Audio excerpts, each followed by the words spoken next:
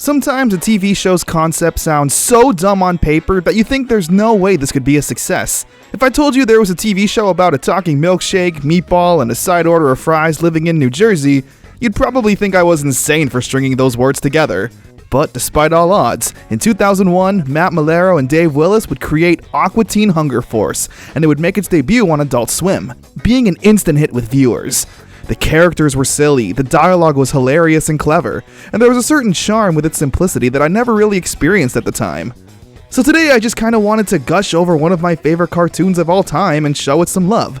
So to do that, we're gonna go through every episode of Aqua Teen Hunger Force and see how it still holds up. I'm gonna talk about everything I can here. The Space Ghost origins, the games, the controversies, and more. I'll be doing all of that interspersed throughout the video though.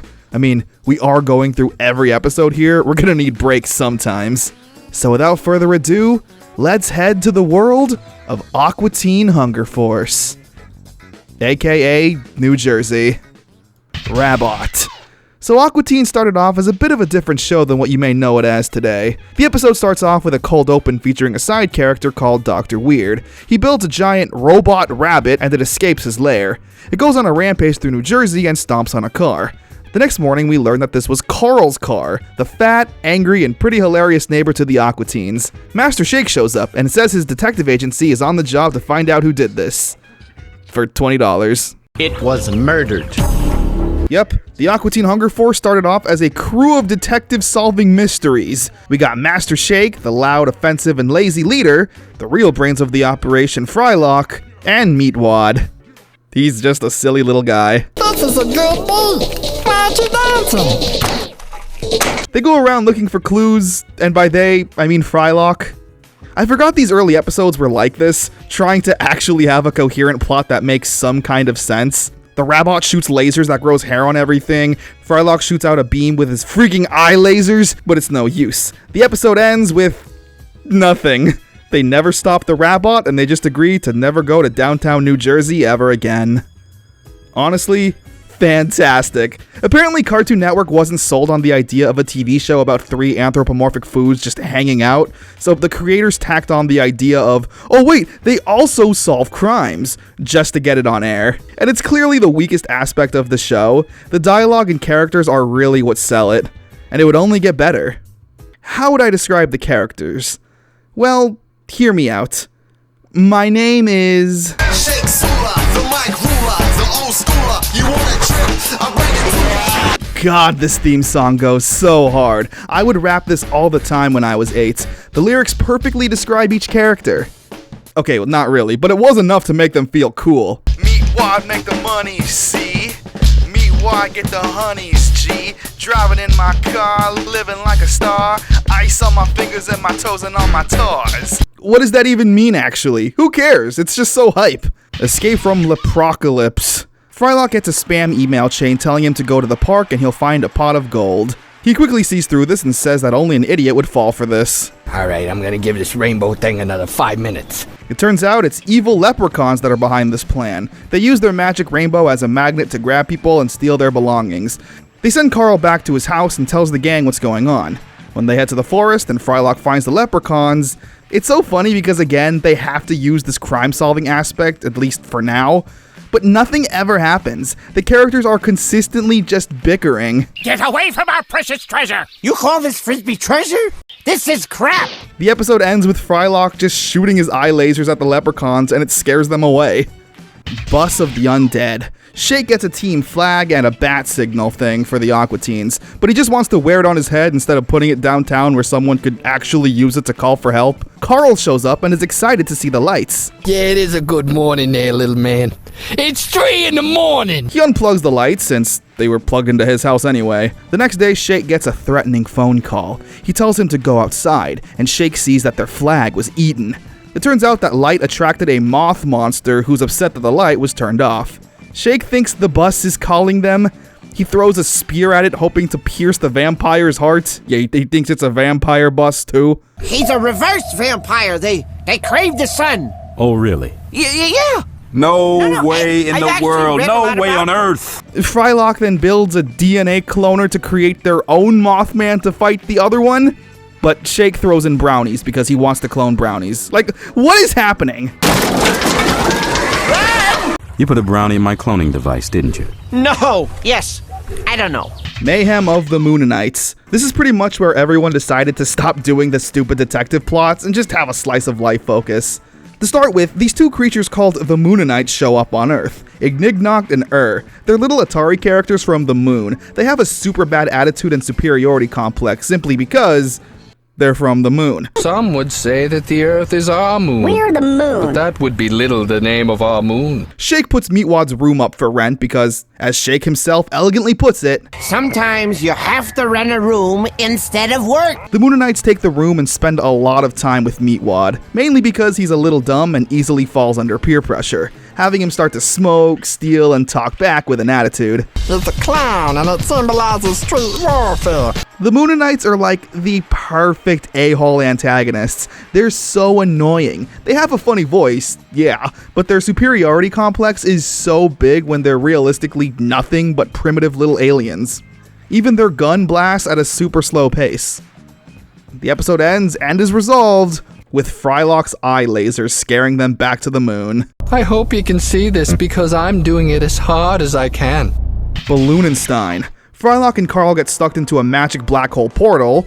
This is never explained and just exists, so Shake can put Meatwad in the dryer for a week.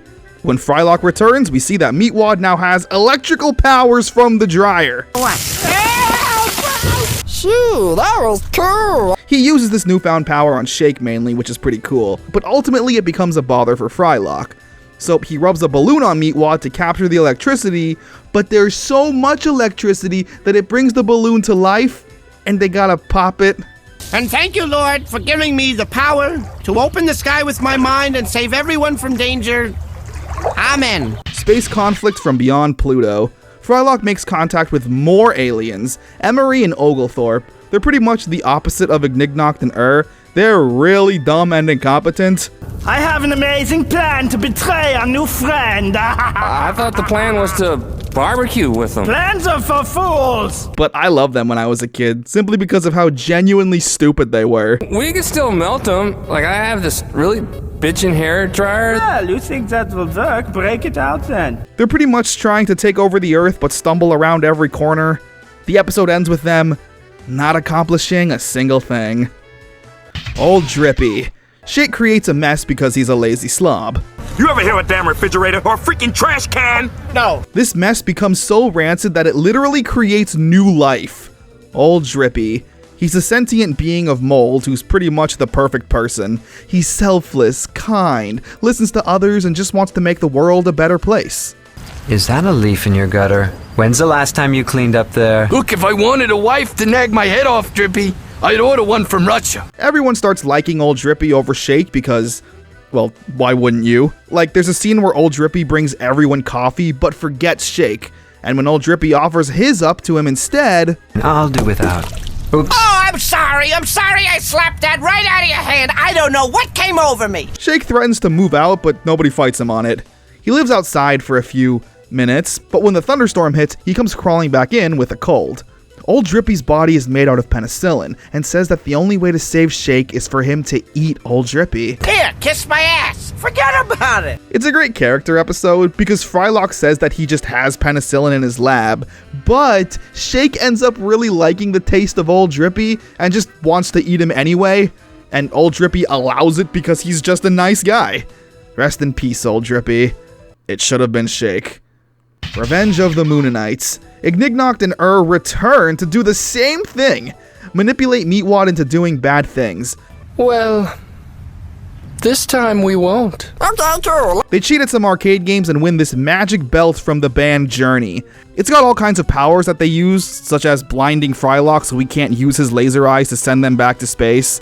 They then go to Carl's house for his dirty magazines. Wait a second, is that from the 83 tour?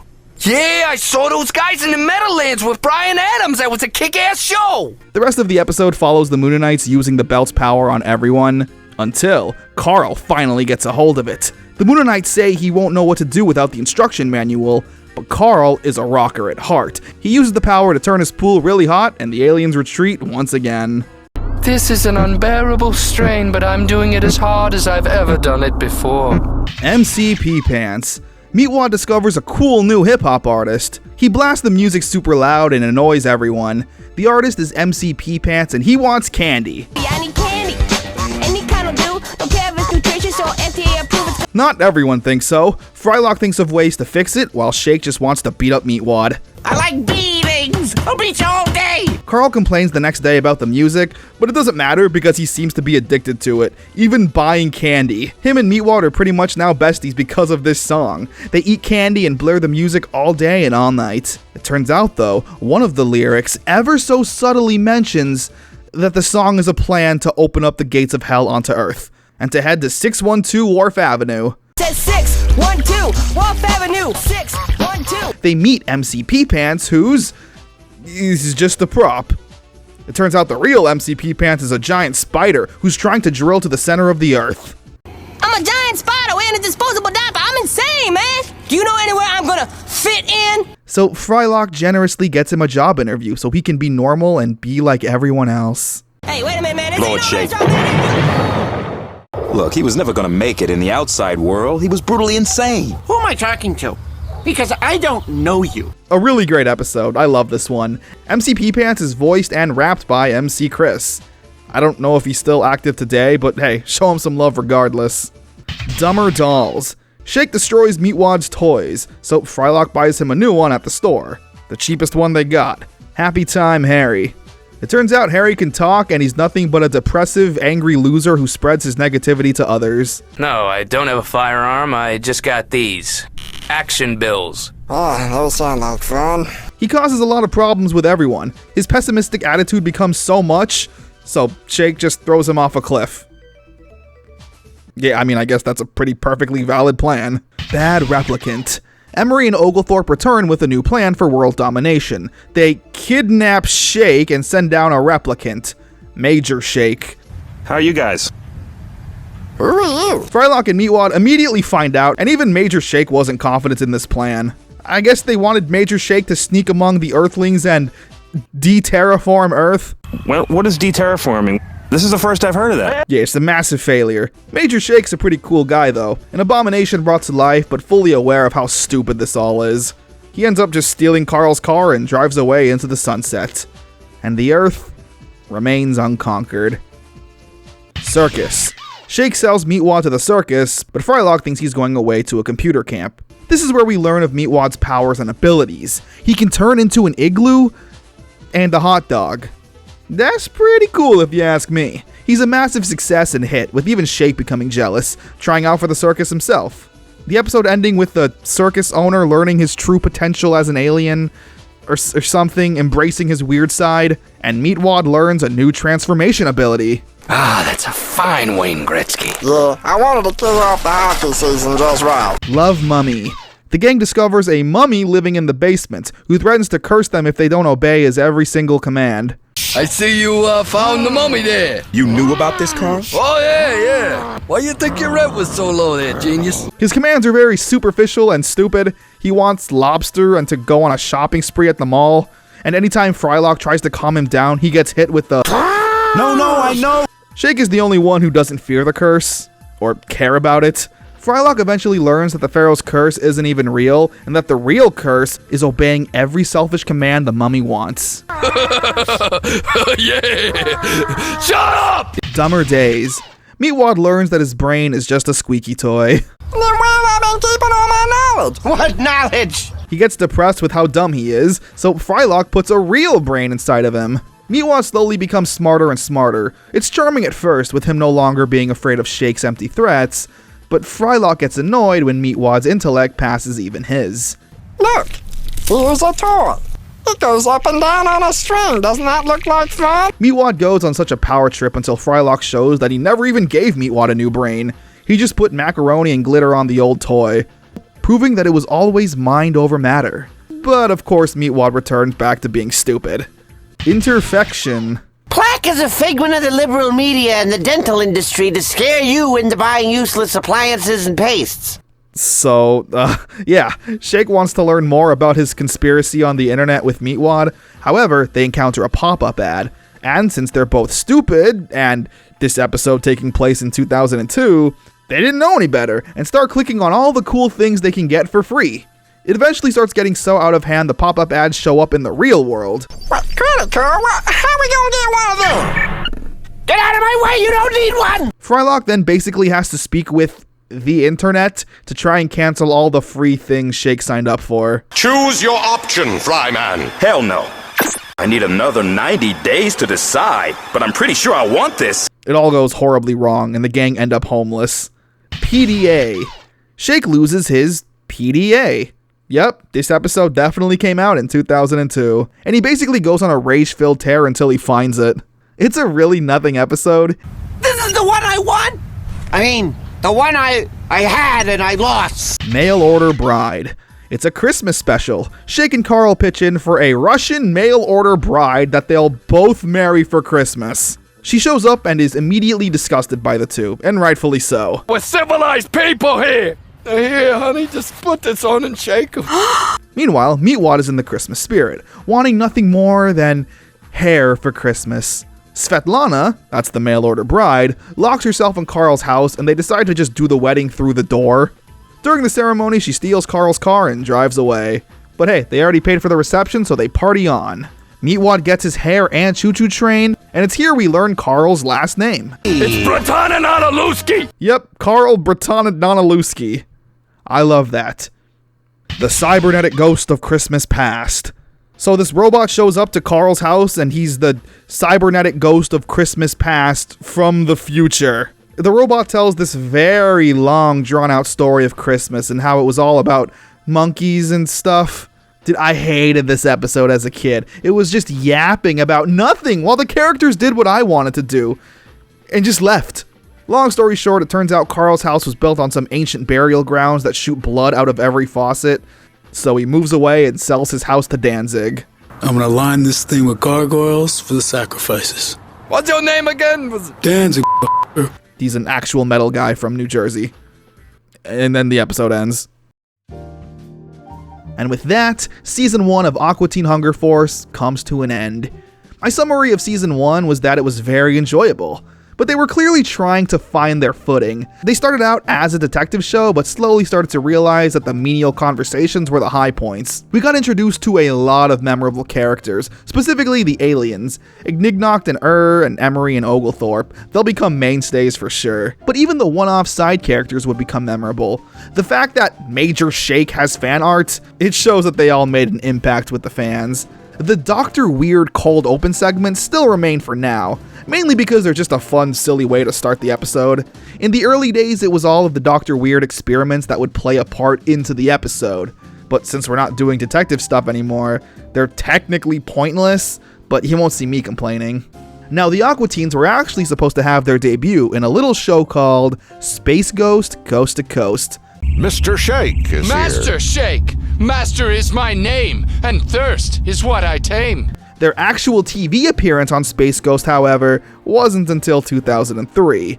Because of that, they sported a very different design and sound to them. And together we are Aqua Teen Hunger Force! Frylock is the most interesting change, having fry legs and a more youthful and upbeat personality. It was just a one-off episode. I think if Aqua Teen Hunger Force had these characters, it would have been a total flop. But seeing this episode years later, after the show was already out anyway, it's really cool seeing the beta version of these characters. The voice talent is really what makes this show, but before I really dive into the voice actors and their talents, let's go through Season 2. Besides, hopefully with Season 2, the actors had a little more time to find their footing with the characters and truly bring them to life. Super Birthday Snake. Shake gets Meatwad a bunny for Christmas. This ain't no damn bunny, rabbit. What do you know? It's a snake. The bunny ends up eating both Shake and Meatwad, and Frylock needs to find a way to get them out. He ends up using his eye lasers on the snake, killing both Shake and Meatwad. It's sad. For about 5 seconds. Frylock then lives his best life and goes overboard, becoming a pimp and even killing Carl. This is quite the rabbit hole. Later, though, a zombified Shake, Meatwad, and Carl show up to the house to haunt Frylock for what he did.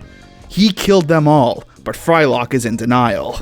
Yes, you did. No. Yes, you did. No, I You didn't. did! No, I didn't. You friggin' did! No. Turns out, though, it was all just a simulation to show that Meatwad is somehow responsible to have a pet or something.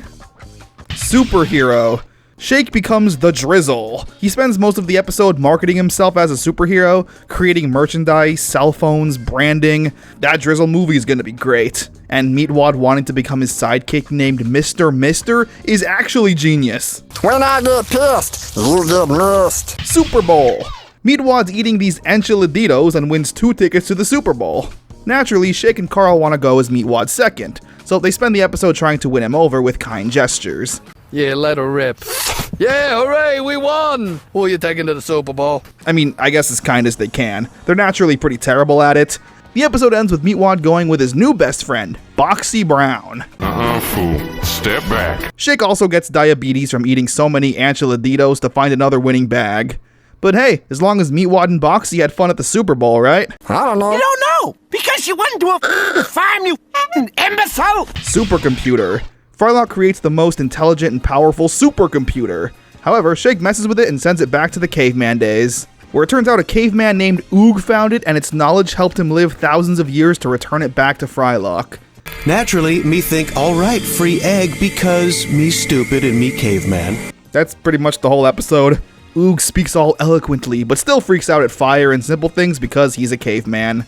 Frylock eventually installs Solitaire onto the supercomputer to try and make Oog happy. Soltar. No. Solitaire. To this day, I still pronounce this game as Soltar. Supermodel. Shake gets all kinds of plastic surgery to look more handsome, and Meatwad spends the entire episode making Shake feel insecure about his looks.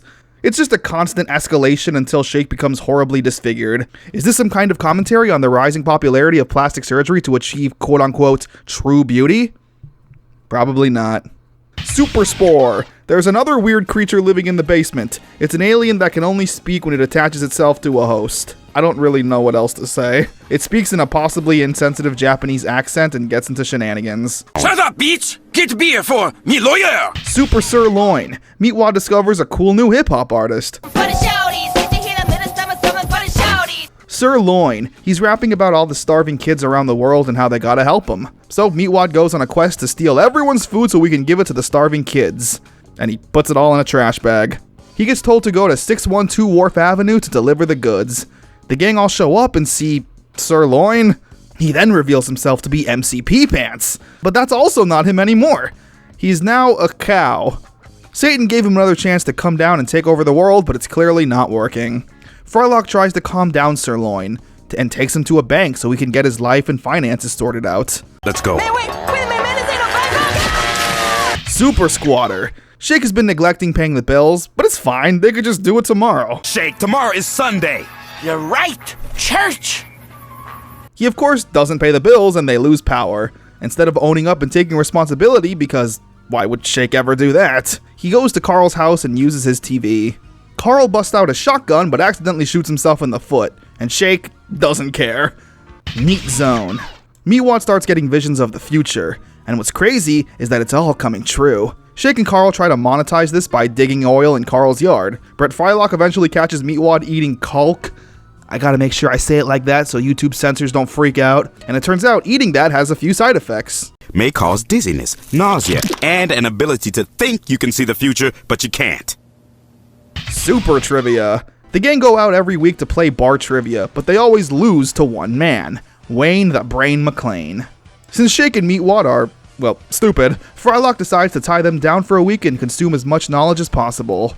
Meatwad doesn't end up learning anything, but Shake was actually receptive, becoming a genius and learning everything apart from sports. Frylock forgot to put it on the DVD, so they invite Carl. Hey, now you speak my language here. I knew you wasn't gay. Anyway, trivia night finally begins and Shake is doing well, answering every question with precision. Joseph of Arimathea. And the answer was Joseph of Arimathea. And final question is seemingly an impossible one. Shake is totally fried and they have no idea what to put. So Meatwad puts NSYNC. Wayne ends up winning trivia and Frylock confronts him for always being a boastful dick. It turns out that Wayne created all of this to make friends. The bar, the food, the trivia, everything is an illusion created by Wayne. The lesson learned here? Don't do trivia nights. Universal Remonster. Emery and Oglethorpe create an evil TV remote. It's another failed attempt to take over the world. Every episode with these two just has them bumbling and arguing with each other with how stupid their plan is. Wow, well, is that a Powerpuff Girl or something? No, can you not see she has a mohawk and wheelchair? We're not getting sued. Total Recarl. Frylock creates a toilet that you can use outside and turns you invisible whenever you use it. He tricks Carl into using it by giving him laxatives and locking his door. When he flushes it though, it sucks him down and all that remains is his head. The rest of the episode has everyone coming up with new bodies for Carl to use. Everything from a body made of eyeballs to a super military-grade indestructible robot body armed with missiles and laser cannons. And you're gonna plug him in? You're right. Damn, what the hell was I thinking? Fudge. They end up settling on an RC car. Revenge of the Trees. It's Labor Day in New Jersey, and the gang, including Carl, are having a barbecue, with Frylock making some T-bone steaks. The T stands for tofu. Okay, have a crappy weekend. Hope your house burns down. Shake, however, finds a cow and they deep fry it. Sounds god-awful. When it's time to dump the oil, though, Shake and Carl dump it in the forest, with Shake running off and leaving Carl behind. But it's fine. Who's gonna arrest him? The trees? Oh god. Shake then gets summoned to tree court and they have a tree court session. Frylock, I'm telling you, it's not me in that video. Cause it's nothing! There's nothing up there! Frylock just gets fed up and uses his eye lasers to blow everyone up. Spirit Journey Formation Anniversary. It's Meatwad's birthday, and Frylock is actually throwing him a nice little party. Shake shows up and says that he's created the new #1 birthday song hit that all waiters and waitresses will be singing across America. The seed of life is united with. It's absolutely terrible. He apparently promised Zakk Wylde, the guitarist, that it would be a hit. He was actually the lead guitarist with Ozzy Osbourne and created the band Black Label Society. The more you know. Zakk Wylde actually plays himself, so the plot is a bunch of nothing, just reasons to have Zakk talk. No, jackass. I'm not working with any plastic scorpions. The Shaving. It's Halloween in New Jersey, when randomly a monster shows up to the house. Apparently he's been living in the attic for years. Anyway, this is Willie Nelson, no relation. He's a very well-mannered and ill-tempered monster, not wanting any problems and seems like a pretty chill guy. I mean, do you guys have a fan or something? I mean, I'm just gonna borrow it. I'm not gonna keep it. You are the gayest monster since gay came to Gaytown! Yeah, he's pretty upset that this monster is so lame, and Shake just keeps on roasting him with one-liner after one-liner. After you left Texas Chainsaw Mascara! Shake tries to help Willie become scary with corny one-liners and jump scares, all of which he's pretty terrible at. What are you doing here? I live here, ass. I guess that Willie just isn't meant for that life. The episode ends, however, with everyone going up to the attic and realizing Willie has been eating people for years for general sustenance. And poor Carl gets caught in the crossfire. Brood Witch. Shake finds a cursed sandwich called the Brood Witch. Every time he takes a bite, he gets sent to the minimal art style hell, where he'll be tortured for eternity. You read all this in Vogue? It just comes to the house. Of course it comes! When you order it, you big fat lady! He's an idiot and eats the sandwich, apart from the tomatoes, which I guess technically means the curse won't work. The Brood Witch cannot be taken apart or disassembled. Obviously it can. Kidney car. Shake wrecks Carl's car and he gets paid to donate it to charity. It's a kidney foundation, and it just so happens the child in need who'd receive Carl's busted car is Meatwad. It's a fun little episode, honestly. Meatwad playing pretend mechanic and race car, all while Shake acts like the dickhead older brother, ruining his fun. No, they was yellow when I went to them. Uh-huh. They were red. Like your ass is gonna be when I get through with you. The episode also has the most Shake rants, him just rambling and yapping about nothing so passionately. Nobody gives me credit because I'm a bad risk and I don't pay my bills on time. The episode literally ends with Carl's head just exploding after hearing Shake talk for too long. Why'd he do that? Why wouldn't he? The cubing. The universe's smartest object called the Cube comes to New Jersey. However, he turns out to be totally annoying. Is this Chad Webster? It is? Frat aliens. These drunk frat aliens crash on Earth and they're frat boys. This is beat total sausage party. I think. A pretty nothing episode, honestly. I've kind of had my fill with alien duos. The clowning. Carl gets a wig that gives him some pretty sweet rocker hair. However, it's haunted by evil clowns, and wearing the wig long enough turns you into one. You need to please set those down. They're very expensive. I freaking can't. I need to do this. How do they resolve this? They don't. The dressing. It's Thanksgiving in New Jersey. About a week late. Carl gets invited over to the late Thanksgiving dinner, and everyone seems to be having a nice time. The fellowship we have with our neighbor Carl. No, do not rope me into this. The Lord does not need to know that I'm here. That is until... In the year 95, Oh, Jesus Christ, with this again. It's another cybernetic ghost of Thanksgiving past. It is funny when the robot constantly goes, thousands of years ago, and we get the loud dramatic music with the smoke, but I can't listen to this nonsense for that long. What the hell kind of name is that? Shake and Frylock get into an argument so bad that Frylock actually moves out. He gets a condo but realizes he doesn't have any friends and can't make any new ones on the account of he's a flying box of french fries. Meanwhile, Shake and Meatwad are living terribly, burning styrofoam and playing with raw chicken. It's just a depressing mess on both ends. Hello? Aren't you coming back? Hell no. The cloning. We come back to Frylock's cloning machine. He apparently clones TVs because in almost every episode, Shake destroys it. Yeah, that's the thing that keeps continuity on. And then they clone money, and it makes a George Washington. Why not? Take him out. Wait, no!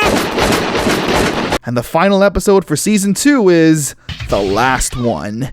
We get an evil alliance created by the Moonanites, and we get a nice little appearance from most of the villains.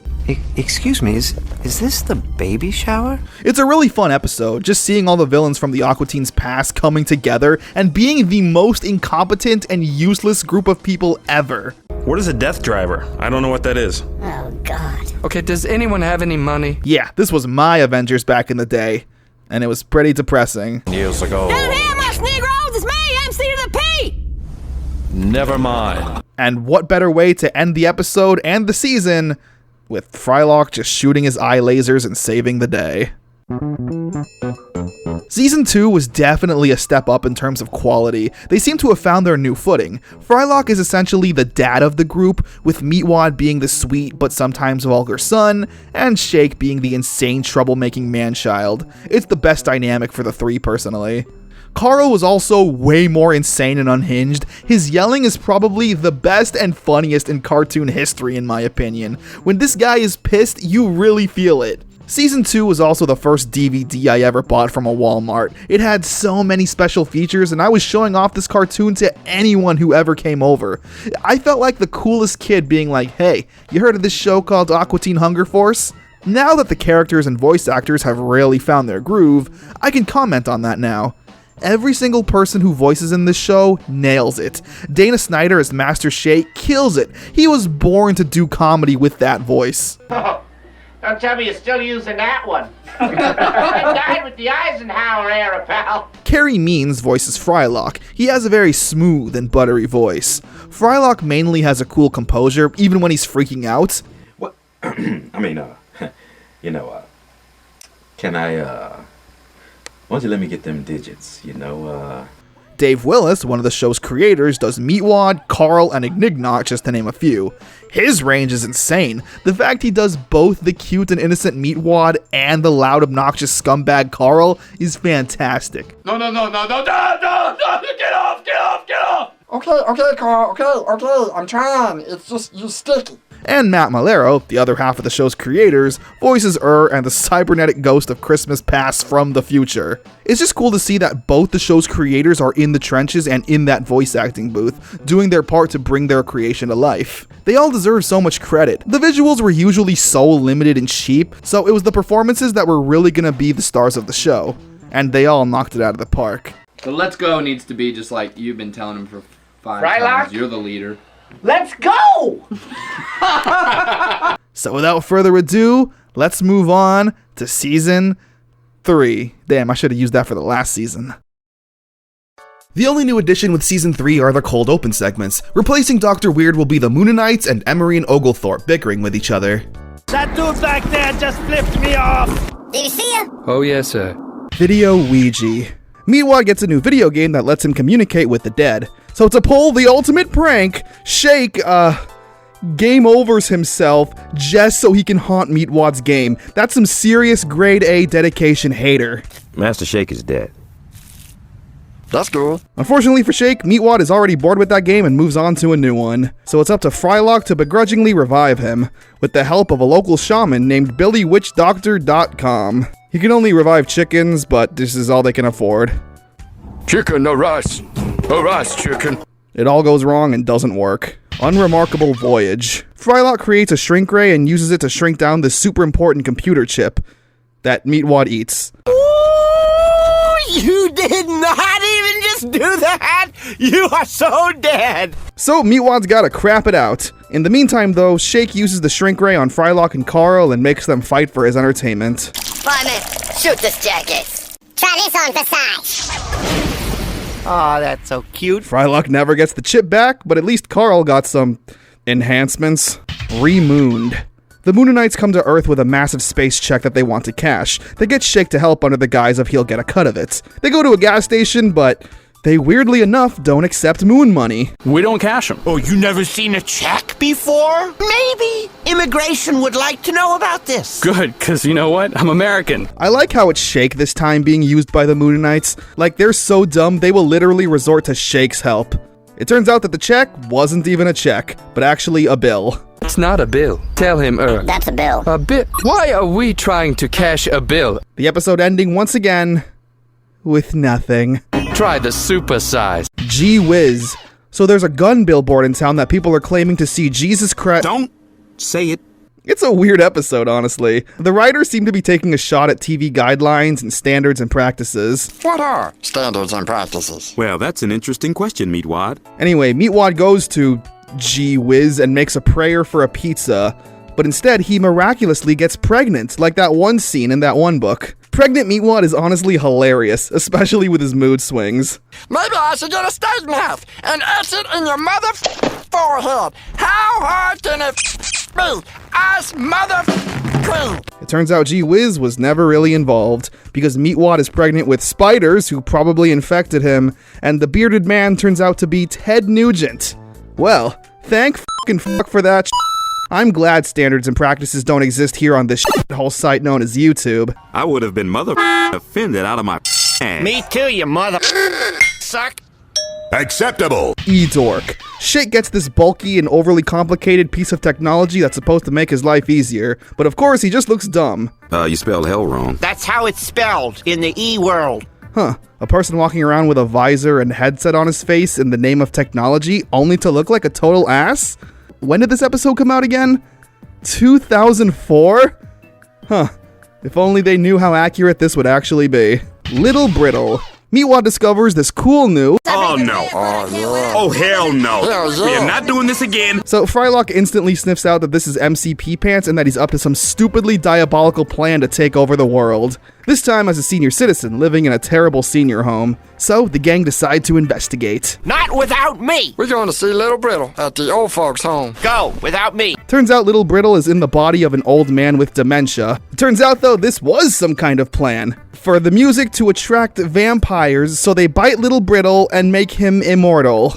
This actually works, and he becomes a vampire for about 5 seconds before stepping in the sunlight and immediately dying. Robo-sitter. So Frylock and Shake actually need to get jobs since their check from the government hasn't come in yet. That's oddly sad. We're detectives, remember I made the t-shirts? They went the t-shirt cannon, remember? They get jobs at a local fast food joint in the mall. Food service?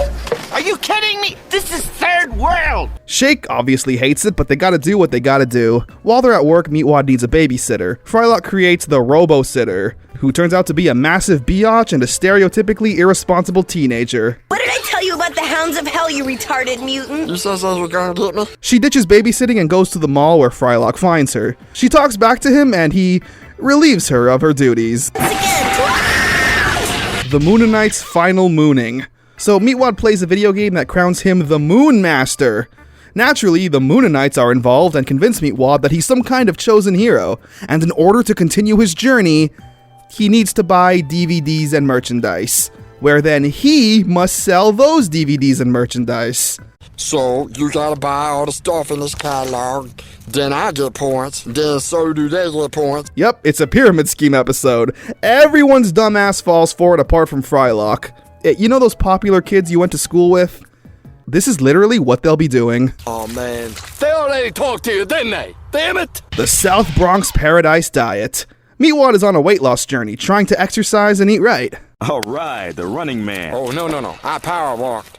However, Carl just tells him to eat this new candy bar, South Bronx Paradise, and the weight will just fall right off. So Frylock bets Carl that Meatwad will lose more weight the old-fashioned way. Thus, the training must begin. Come on, I know you can do it. Come on, I know it's in you. I know you got it in you, baby. Why? It's a really fun episode. Meatwad trying his best, all while Shake tries to feed him garbage so he loses the bet.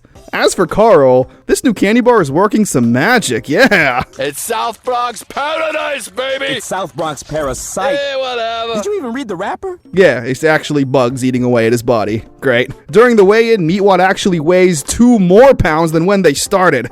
And Carl, well, I guess he also loses. Dusty Gonzangas. Frylock calls a repair person to fix a leaky pipe, and the company sends this very dumb bimbo woman. Is that offensive? That's literally what she is. It smells funny here. You have a rocket car? Anyway, Carl and Shake fall head over heels for her and keep breaking things to invite her over in hopes to seduce her.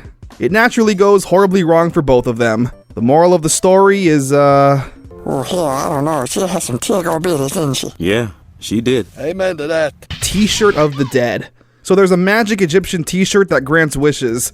The first half of the episode is Shake messing with its power, but eventually Meatwad gets a hold of it and brings Santa to their house and horribly disfigures him. This is a weird as hell episode. Now it's randomly up to the Aqua teens to save Christmas. Sure, why not? Hypnogerm.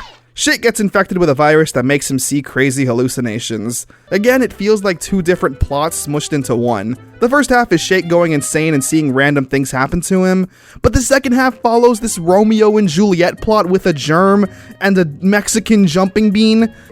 My love for you carried me here like 1,000 rivers, man. The Mexican jumping bean was supposed to be his medicine to cure Shake. This damn play goes on for way too long. I don't care about this. What's happening? Carl. So the Aqua teens are away on vacation, meaning for this episode, we primarily follow Carl and his data life. It's $7.92. Okay, is $8 and keep it. All of it? It's just as sad as you could imagine. But what's nice is that we see his life is pretty boring without his neighbors, actually kind of missing their shenanigans. Oh, yeah, did y'all see that? Oh, someone should have been in to see that. That was classic. He's put in charge of babysitting Meatwad's toys, and he slowly starts to treat them as surrogate friends. It's loads of fun, seeing what the Aqua teens are like on vacation. They come off as such normal people. Look, you can watch TV at home. I know, but it's exciting to know that I can watch it here, too. And seeing Carl exist always leads to hilarity. Wait a second. Season 3 was much of the same. Yep, I don't have much else to say. However, around Season 4, I feel like, is really when Aqua Teen Hunger Force started to pick up in popularity. These upcoming episodes were usually the ones mostly replayed on Adult Swim, as well as having some pretty monumental moments in the show's history. Both good and bad. Dirtfoot.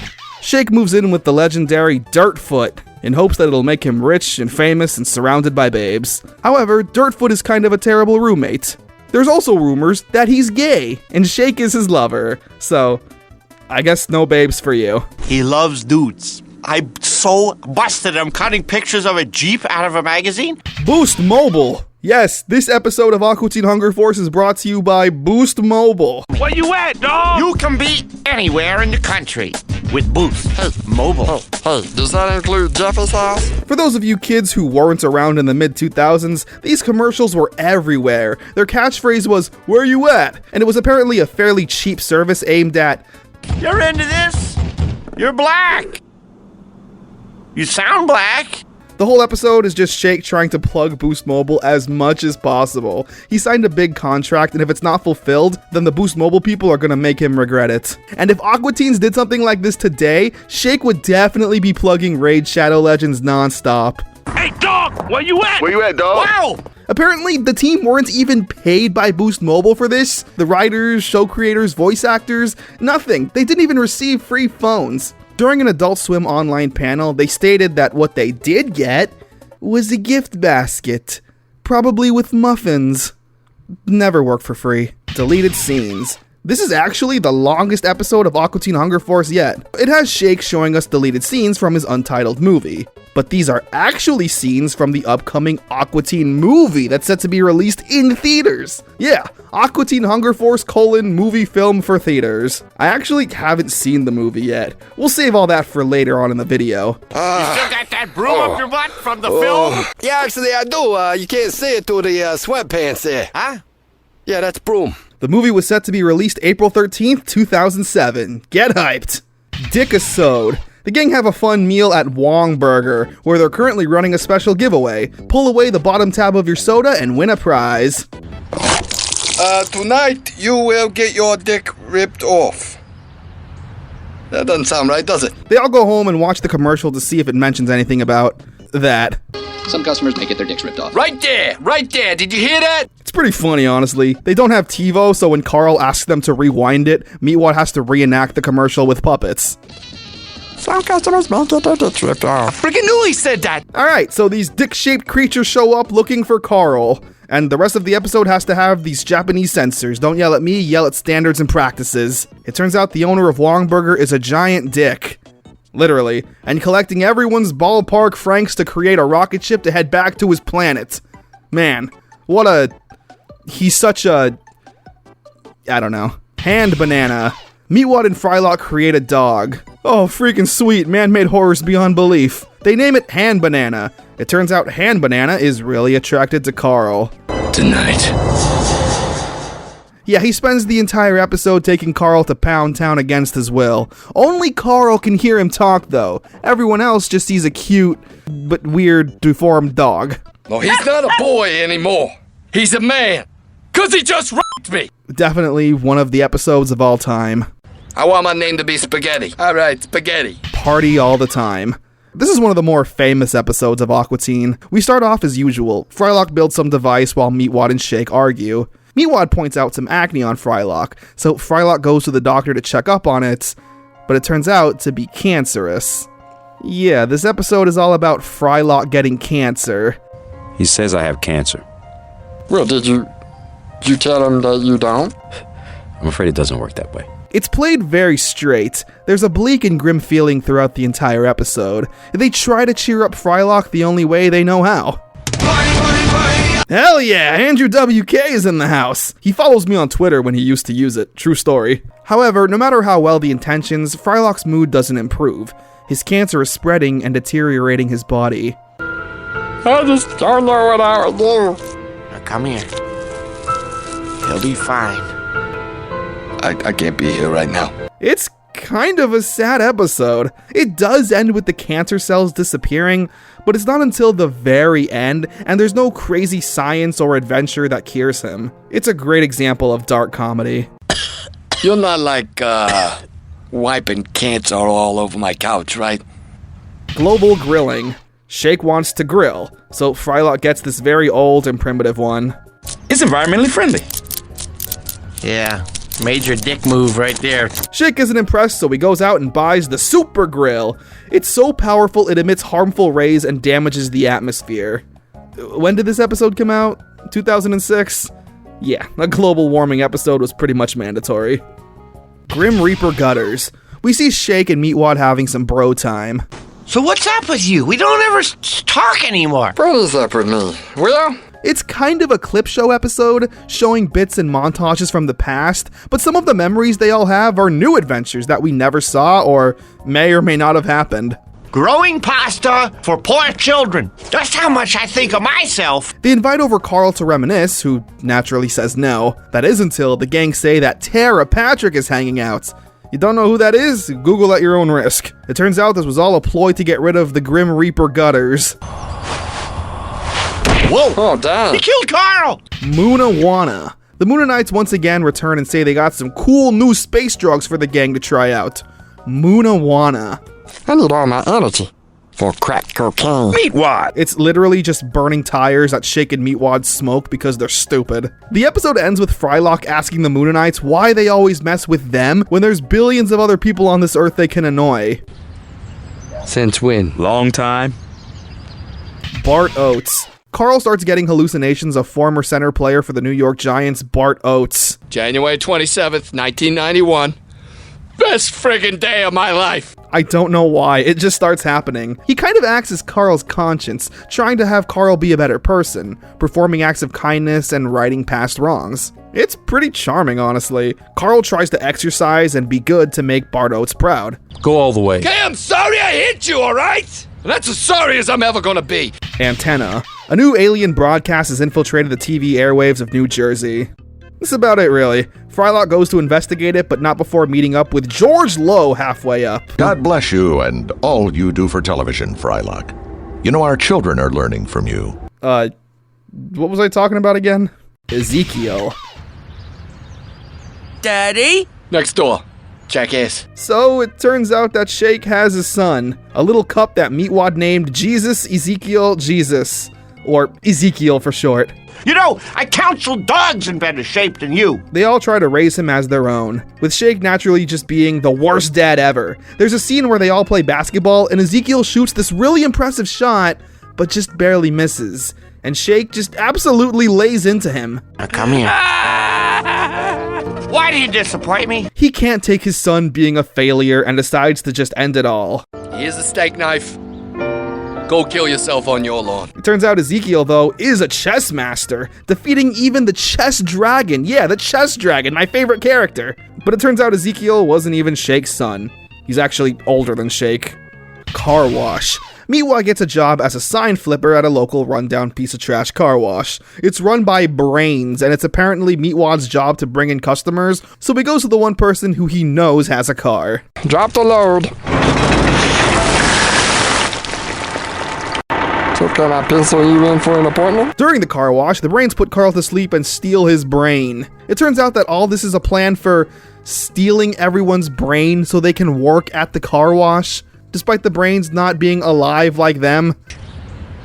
This is retarded. And with that, Season 4 comes to an end. Again, I don't have anything to really say about the quality of these episodes. They're just as consistently insane and nonsensical as they've ever been.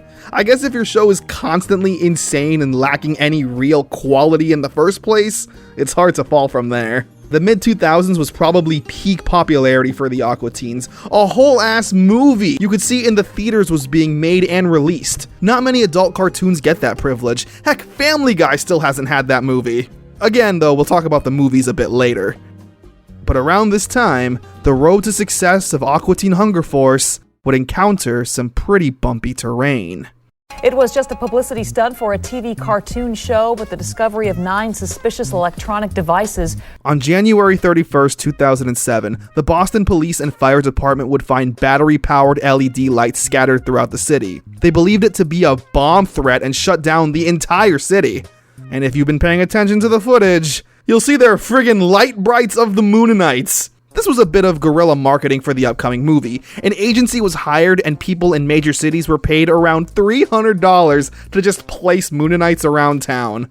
That's it. The Moonanites were placed in major cities other than Boston, but it was only Boston, weeks later after being planted, who viewed it as a bomb. Because I guess there were exposed wires and stuff. Again, the city shut down, roads were closed, people were advised to stay inside. Once it was figured out these weren't bombs, I'm sure everyone felt a little dumb. Regardless though, Turner Network paid the city of Boston and the government $2 million in damages, and Cartoon Network's vice president Jim Staples resigned. And his replacement would be Stuart Snyder, the idiot who thought Cartoon Network needed more live-action shows and led to the worst period in that network's history. Yeah, what I'm saying is that Aqua Teen's bomb scare is what caused Dude What Would Happen. An episode of this whole situation was eventually made because, how could it not? The comedy writes itself. It was actually supposed to be the debut episode for Season 5. However, Cartoon Network advised them not to air it so they wouldn't cause any problems or friction with Boston. For if they aired it, Aqua Teen Hunger Force would be cancelled forever. Would this lost Boston episode ever be found or air on TV? Well, only one way to find out. Let's move on to Season 5. Robots everywhere. Carl's trying to rent out the Aqua Teen's house to some new tenants. They're not living there anymore, and we won't find out until the next episode. Yeah, we're getting some serialization, alright. We learn that the landlord for their house is named Markula, a vampire of sorts. A group of robots move in and they're absolutely unbearable. We can't sleep. Can you? Get out of my friggin' house! Yeah, even worse than the Aqua Teens. It seems like no matter what happens, Carl can't escape bad neighbors. So he shoots them. Sirens. We get a little bit more information with what happens to the gang. Apparently Markula is holding them prisoner in his underground lair because he doesn't want to pay for a gas leak in the house. Some new neighbors move in. They're beautiful sirens. And John Kruk. I think he's a baseball player. From the Phillies? Yeah, man. I hit you with a battery in 89, you remember? Again, it's just more bad neighbor shenanigans and reasons to have John Kruk talk since he's the special guest. Couple skates. Carl gets fed up after Markula's latest tenant starts wreaking havoc. It's a giant monster. Carl manages to get a hold of Frylock and he gives them their location, saying they're going to be eaten by a giant piñata spider. Sure. Frylock tries to give Carl instructions on how to fight Markula, but he's too distracted with the internet. He's just like me for real. Carl makes it down to the lair, melts Markula with some champagne, and rescues the Aqua Teens. The episode ends with that giant monster showing up and eating Carl. Nobody helps. Classic. It's a fun little trilogy of episodes for sure. Nothing of importance really happened. Ridiculous. Carl takes these powerful radioactive dumps. Classy. These dumps are so powerful and radioactive, it brings back all of Meatwad's pets back to life, all of which were put in the microwave by Shake. So they all do the dirty with him for some reason, and he gets zombie animal AIDS. Again, classy. I call for a cigarette. All right. What? No, wait, the gas leak. Hoppy Bunny. Carl gets sold this magical flute that will get him chicks. It doesn't work. It's a trap that turns him into an elf. This also for some reason attracts a bunch of furries who then invade Carl's home and have a furry party. I didn't know furries were this popular in 2008, so much so that you could write plots about them in a mainstream show like this. And honestly, they got them nailed down to a T, I gotta say. I have a life outside of brain surgery. That's just what I do for a living. It doesn't define me. Oh, but furry bunny hands make me a bad surgeon. It may be weird to you, but it is my religion. Laser senses. Shake steals Frylock's contact lenses that lets him shoot lasers. Then why don't you deposit this in your bank of choice? He naturally abuses it, and everyone spends the episode trying to get them back. Meatwad eventually succeeds by gouging out Shake's eyes. Jesus! Meat, man. You took his friggin' eyeballs out. Oh, that's intense. Yeah. Dummy love. A haunted puppet shows up at the gang's house. It seems to want to threaten, but nobody's afraid of it at all. Hey, that looks great on you. That's pretty much it. Everyone lives their normal life while you constantly hear kill, kill in the background. Kill, kill, kill. What's everybody doing today? Halfway through the episode, Carl apparently had a puppet too. Both puppets meet and fall in love, and then Meatwad wishes them to life so they can be real lovers, and then Shake kills them. What just happened? Marines. Meatwad goes to the store to get some gum, but returns with a bit more. Also, I joined the Marines. You did what? Yep, Meatwad joined the Marines and signed up both Shake and Frylock as a bonus. Frylock decides to leave for Canada, while Shake and Meatwad actually go through with it. We're supposed to clean this so good we can eat out of it. But I don't think that's what people are gonna do. I think people are gonna poop in it. Meanwhile, Frylock gets captured by Jigsaw? On the table in front of you is a grapefruit and a grapefruit spoon. The episode ends with Meatwad and Shake going AWOL, but they get out of the military completely by making out. Hey man, they're gone. You can get off here now. Bible fruit.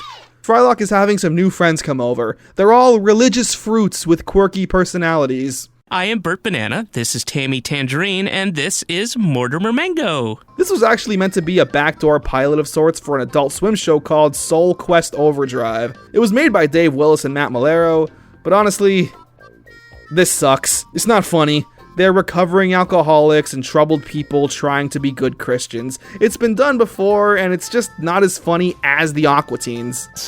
Damn it! Mortimer, you're diluting it!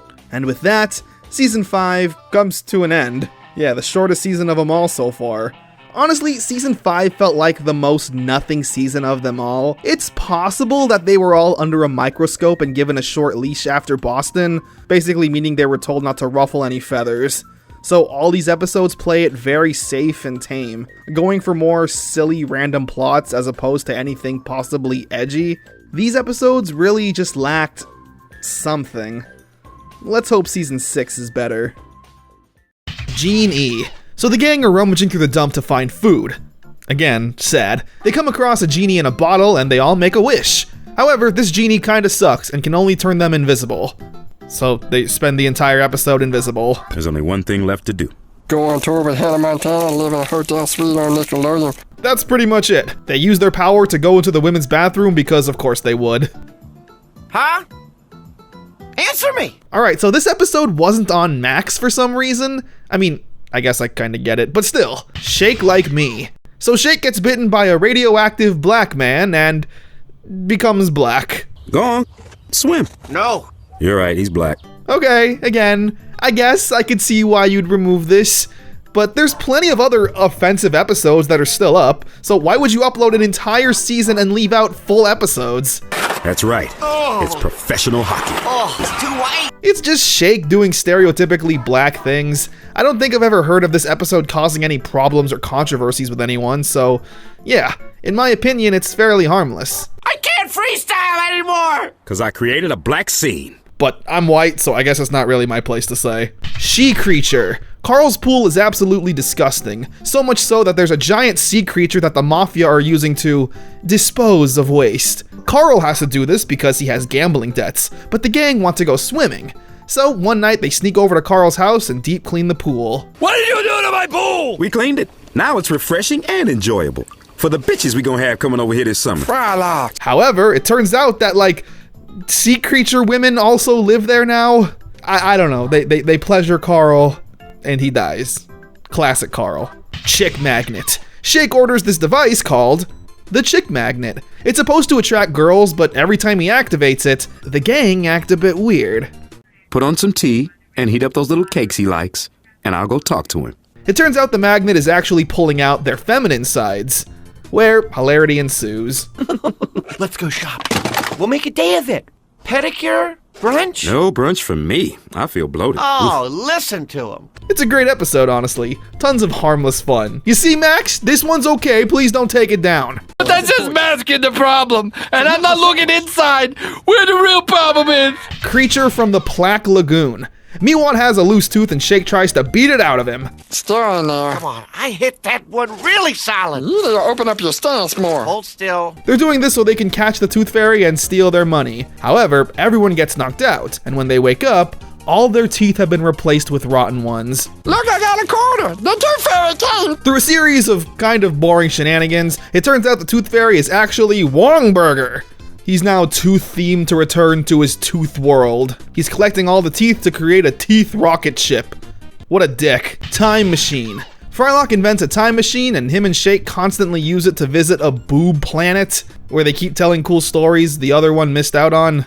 You alright? I am not a 2.5 Star Wars out of 5. So this weird creature shows up to the Aqua Teen's house wanting to stay there. Frylock says no, but he keeps doing chores as a favor, so they let him stay. He eventually just asks for their help to blow up the moon. Like that one movie. Okay, you need to leave now. No, hear me out. Carl moons the creature and it transforms him into a big hairy thing that makes a noise like Chewbacca. This can only mean one thing. Don't you say Kate Beckinsale. But she was in that movie! That's right, Underworld, my favorite movie. So it's like a Star Wars episode. The Wookiee creature won't go away until the gang agree to do the plot of Star Wars in real life. So Frylock goes to a pawn shop and buys a lightsaber. Whoa, waiver, light waiver. Very different from what you're about to say. They defeat the Wookiee and the day is saved. Fry legs. So Frylock keeps calling this technician over to his house because he has a crush on her. He acts really dumb and tries to flirt, to no avail. She's completely disinterested. Give me a hug. Don't touch me. But to Frylock, no means yes and just keeps harassing her. It's nice to see this loser side of Frylock and how he perfectly fits in with Shake and Meatwad in his own way. Yeah, he also has these legs he installed so he could appear more human-like and normal to this woman. He stalks her to a restaurant where she's on a date with her boyfriend. They get into an argument and it ends with Frylock killing the guy. Oh my gosh. You're an animal! Ray was no good for you! To continue Frylock's devious streak, he takes the body and puts his mind inside of it. Of course, since his body is completely destroyed, he's like a zombie. It's too short for us not to spend every minute of it together. What's up with your voice? Frylock has such little riz that she sees through this plan and reveals her true alien form. Sure. Der inflatable So Frylock is making a weapon for a mysterious client. Yeah, I guess that's his job, freelance scientist. It turns out this mysterious client is a balloon version of the evil German mustache man. Oh, hell! I can't be a part of this! Yep, he's got the same backstory, but he magically turned into a balloon somehow. The gang, however, changed his mind when he realizes how many beloved actors are Jewish. So you see, not every Jew is evil, right? Shake, that's not the message here. The Aqua Teens did it! They stopped the evil mustache man. Destroy the gays! The last one, forever and ever. So this is kind of a weird episode because it's all live action, but none of the voice actors are playing their characters. For example, Shake is played by John Benjamin. And if those were your constructive notes, then you can take your aerobics ball and you can get out of my room. Because of that very important factor, the episode isn't really as charming as you'd think it would be. It's literally total filler. But the last few minutes becomes animated again, starting a whole new plot unrelated to the live action stuff. The Aqua Teens are moving away forever. Truly, they were an Aqua Teen hunger force. And with that, Season 6 comes to an end. Would this actually be the end of Aqua Teen Hunger Force? No, because Season 7 exists. I guess this was just a cliffhangery way to end the season, to build interest for the next season. Season 6 was once again good. The show has still remained consistently the same. Let's keep trucking along to the next one. Rabot Redux. We pick up immediately where we left off. There it is! We're here! Yep, the Aqua Teens have moved into the house on the other side of Carl, much to his dismay. No, we're not playing that game. The rest of the episode follows the gang adjusting to their new house. That's literally all that happens. It's very chill and silly. Engage. Portal, open! I'm trapped between two dimensions. Your molecules are too big! The episode ends with the return of the Rabot. It gives the gang a housewarming gift before accidentally destroying their new home. So they move back into their old place. Man, the memories of this house. You guys remember the old house? Looks like the Aqua Team back in the house. I love this episode. It's like, guys, we are so back. Despite never going anywhere. Rubber Man. So people have been throwing used rubbers and needles on the side of the road. God bless New Jersey. So Frylock uses it to create a mascot to battle littering. Meatwad puts a magic helmet on its head and brings it to life, naming him Rubber Man. I need some magic, man. He's naturally an insane creature that makes Meatwad do terrible things. You know how you say don't talk to nobody at the mall because they're a bad influence? I'm hanging out with someone who is a bad influence. Eggball. Shake creates a branded Aqua Teen Hunger Force pinball machine. The Family Guy has one, so why not me? He breaks it, and when a repairman tries to fix it, Shake says that the balls are actually eggs from an almost extinct species of bird. So he forces the gang to go to the island to find them. Frylock and Meatwad get fed up with this stupid plan and just leave. However, the birds recognize Shake and as revenge, use him as a ball in their ritualistic pinball game. Speak English! Why is that not a law everywhere? Monster. Meatwad can't sleep because he thinks there's a monster in his closet. Nothing. Go check it again. Okay, there's still nothing there. Check it. That's pretty much the whole plot. Frylock constantly trying to calm Meatwad down while Shake instead gaslights him. The episode ends with the monster revealing to be a gerbil. An evil vampire gerbil. Power of Christ compels you. A PE Christmas. The gang go to church for Christmas and totally don't cause a scene. Ah, jeez. Don't you say it. What, I'm not allowed to say a name? Shake discovers the true meaning of the holidays.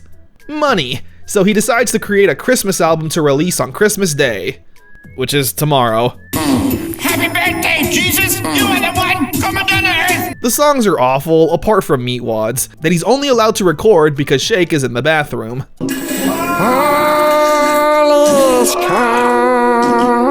Can we get that door closed? It is closed. Hands on a hamburger. So the gang need food. Again. Sad. Shake discovers that a burger joint is holding a competition. The last person to keep their hand on this giant burger gets to take it home. So they all compete, with Shake being a total dick to disqualify all the other competitors. What's 5 plus 2? 7. Try 0. It comes down to Shake and Frylock. Shake says he's not going to share the burger though, so Frylock refuses to let go out of spite. So much time passes that the burger becomes rotten and not even edible anymore. But this isn't about the burger anymore, it's about pride. The episode ending with the burger actually being Wong Burger. So Frylock lets go and they take Shake away to their planet. I'll shave him and prep him and cut him and you debone him and cook him. No, me what? I am a pod. Shake buys an iPod, but it's I am a pod.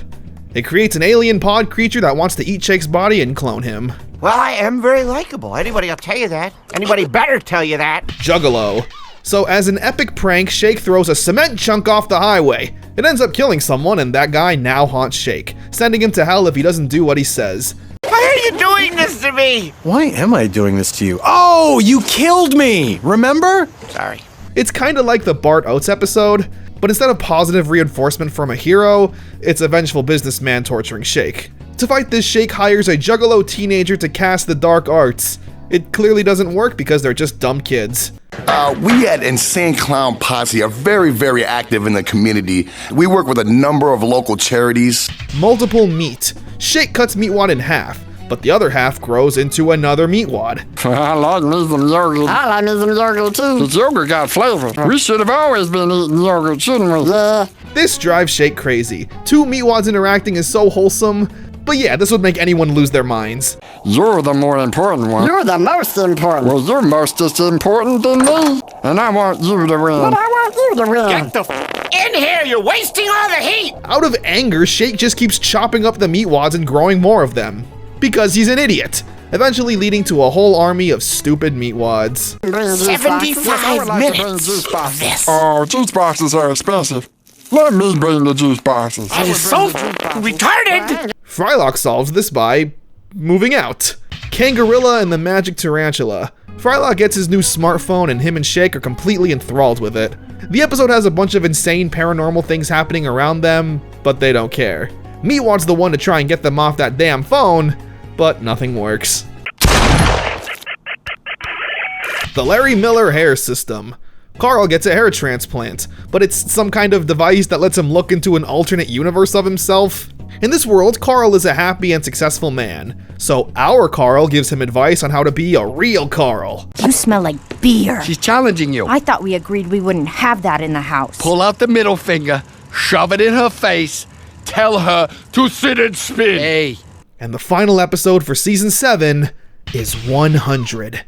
Frylock becomes obsessed with the number 100, and Shake realizes that it's because that this is the 100th episode of Aqua Teen Hunger Force, with everyone else being confused on what he means.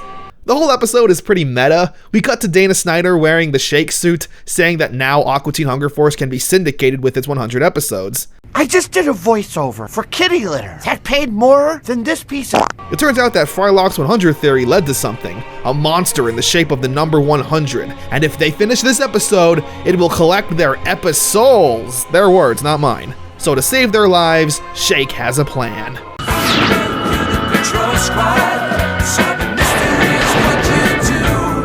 Yep. Aqua Unit Patrol Squad. Shake changes the show entirely to now be a Scooby-Doo parody. It's just as wholesome and silly as the actual Scooby-Doo show. Can I at least take her into the woods, rape her and behead her? Shake explains that this is gonna be the new format. They're no longer the Aqua Teen Hunger Force. They are now the Aqua Unit Patrol Squad, where they will be solving crimes and now living in Seattle. And yeah. With that, Season 7 and Aqua Teen Hunger Force comes to an end. Now don't worry, the show itself isn't actually cancelled. Yet. Apparently this was all done just for the heck of it, because the name of the show never really mattered in the first place. After the first 3 episodes of the season, they were never really an Aqua Teen hunger force. They were just 3 foods who hung out. The only change I never personally liked were the intro changes. Along with a new name, we'd get a new intro. The rap and opening was so iconic. Every season from here on out would get a new name and visual intro. Aqua Unit Patrol Squad's opening was visually very dynamic and fun, but the song was kinda whatever. That's just me though. So how would this brand new season, or I'm sorry, this brand new TV show be? Let's find out. Alan Part 1. Yeah, look at that, they show the episode title name now, alright. We see the gang trying to solve a mystery. They're also in Seattle, as they so graciously remind us. They're trying to look for mysteries, but none really exist. So Shake cryogenically freezes himself to go into the future, where crime surely will reign. He ends up in Seattle, in the future, realizing that everyone is overly nice, and if they're not, they get struck by lightning. Shake goes to his old home, only to realize his friends aren't there anymore. Alan Part 2.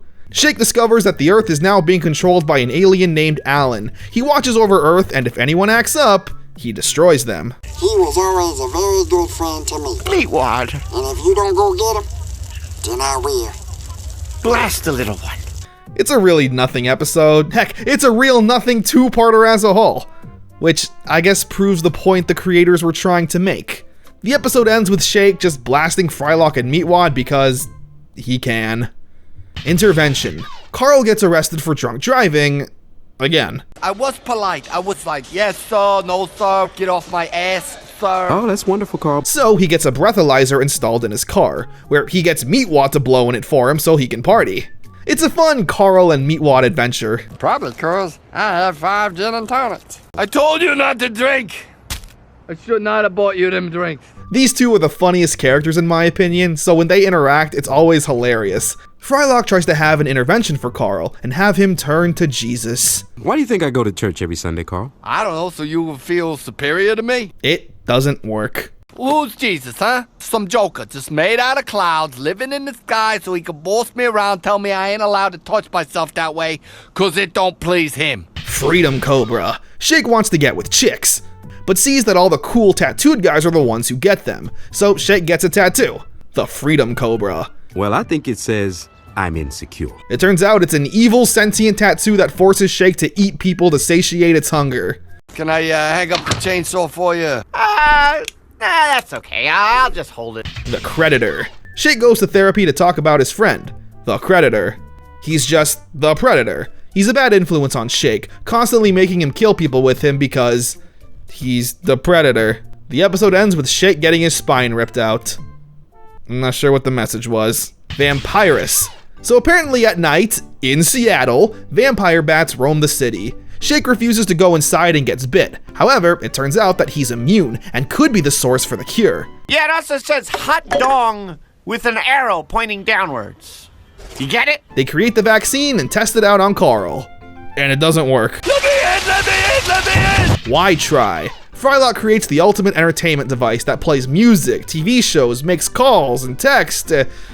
This is basically the iPhone. Couldn't I get no why try? Cause I don't want you getting tied up in one of those ridiculous contracts like I just did. It turns out they're sentient beings planning to take over the world, but nobody really cares because they're just so gosh darn entertaining. You have season 2 of Entourage on demand? Yeah, sure. Jumpy George. Shake and Carl see a woman at the grocery store and both try to flirt with her. Hey, I noticed you ain't got no rings on your finger. Hey, babe, you look like a MILF I'd love to meet. It is so cringeworthy, but in an entertaining way.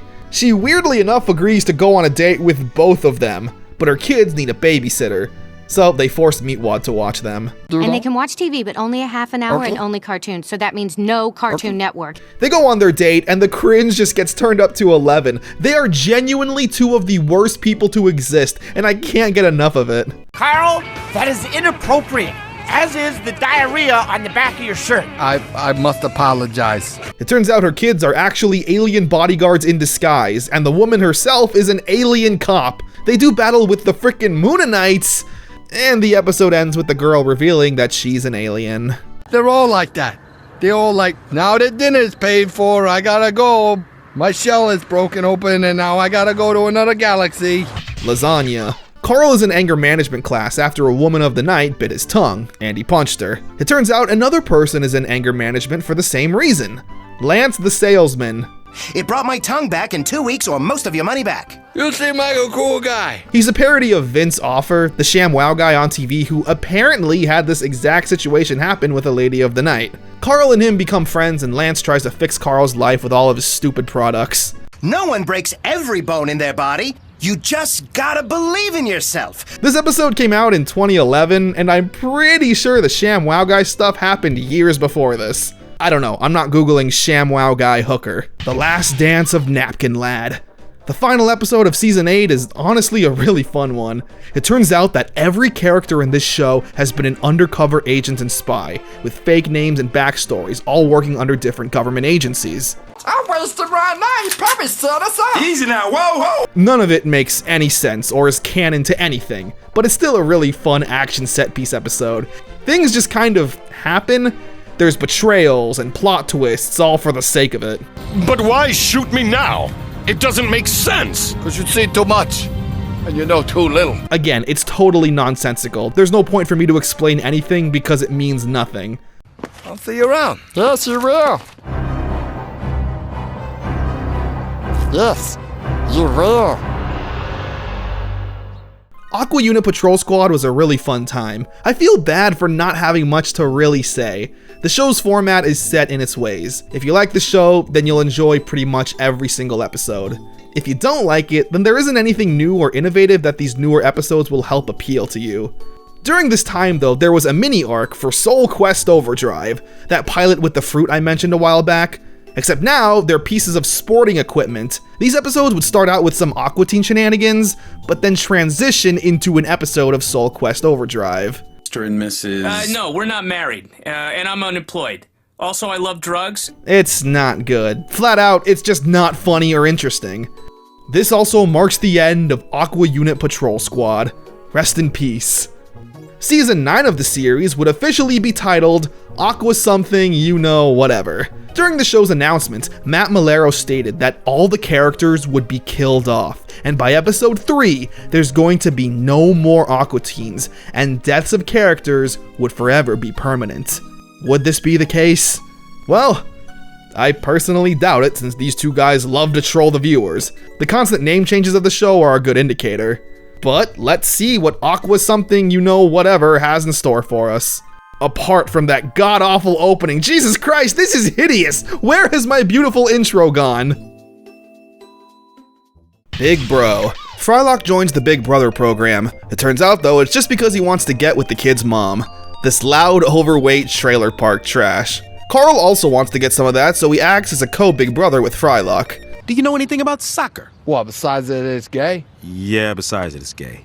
it is also boring. While at a pizza place one night, Carl starts acting like a loudmouth Neanderthal, and the kid's mom instantly falls in love. Great. This poor kid can't catch a break. So, Carl gets this woman pregnant and obviously doesn't want to take care of 2 kids, so he gets Frylock to fake his death and they bury him. Frylock comforts the mother, acts like a caveman, and she falls in love with him. The episode ends with Carl being forgotten about. Chicken and Beans. Meatwad writes, unironically, one of the most beautiful songs I've ever heard. Chicken and beans, the best looking dinner that I've ever seen. You better go get you some chicken and beans. He's gonna perform it at a local Subway. He gets super nervous and pukes everywhere, where Shake records it and uploads it to YouTube. It accidentally goes viral and Meatwad gets a call to appear on the #1 late night TV show. I'm gonna be on Lopez tonight. Meatwad's song becomes a hit, but he slowly starts to get an inflated ego and becoming a self-absorbed pretentious artist. Meatwad seems to be too far gone, living a self-destructive lifestyle and not listening to anyone. That is until Frylock uses the secret technique. I said you're grounded. You're bluffing me, French fry. Oh yeah? Try me. Please don't ground me. Shirt herpes. Carl shows up to the gang's house to brag about his cool new shirt to Shake. He tells this epic story all about him. Carl was the god of rock in the interplanetary and sanitarium. I'm surprised I remembered all that. He's trying to impress Shake, saying that the Interplanetary and Sanitarium needs a new hero, and it's chosen Shake. He agrees to take the shirt and Carl is relieved.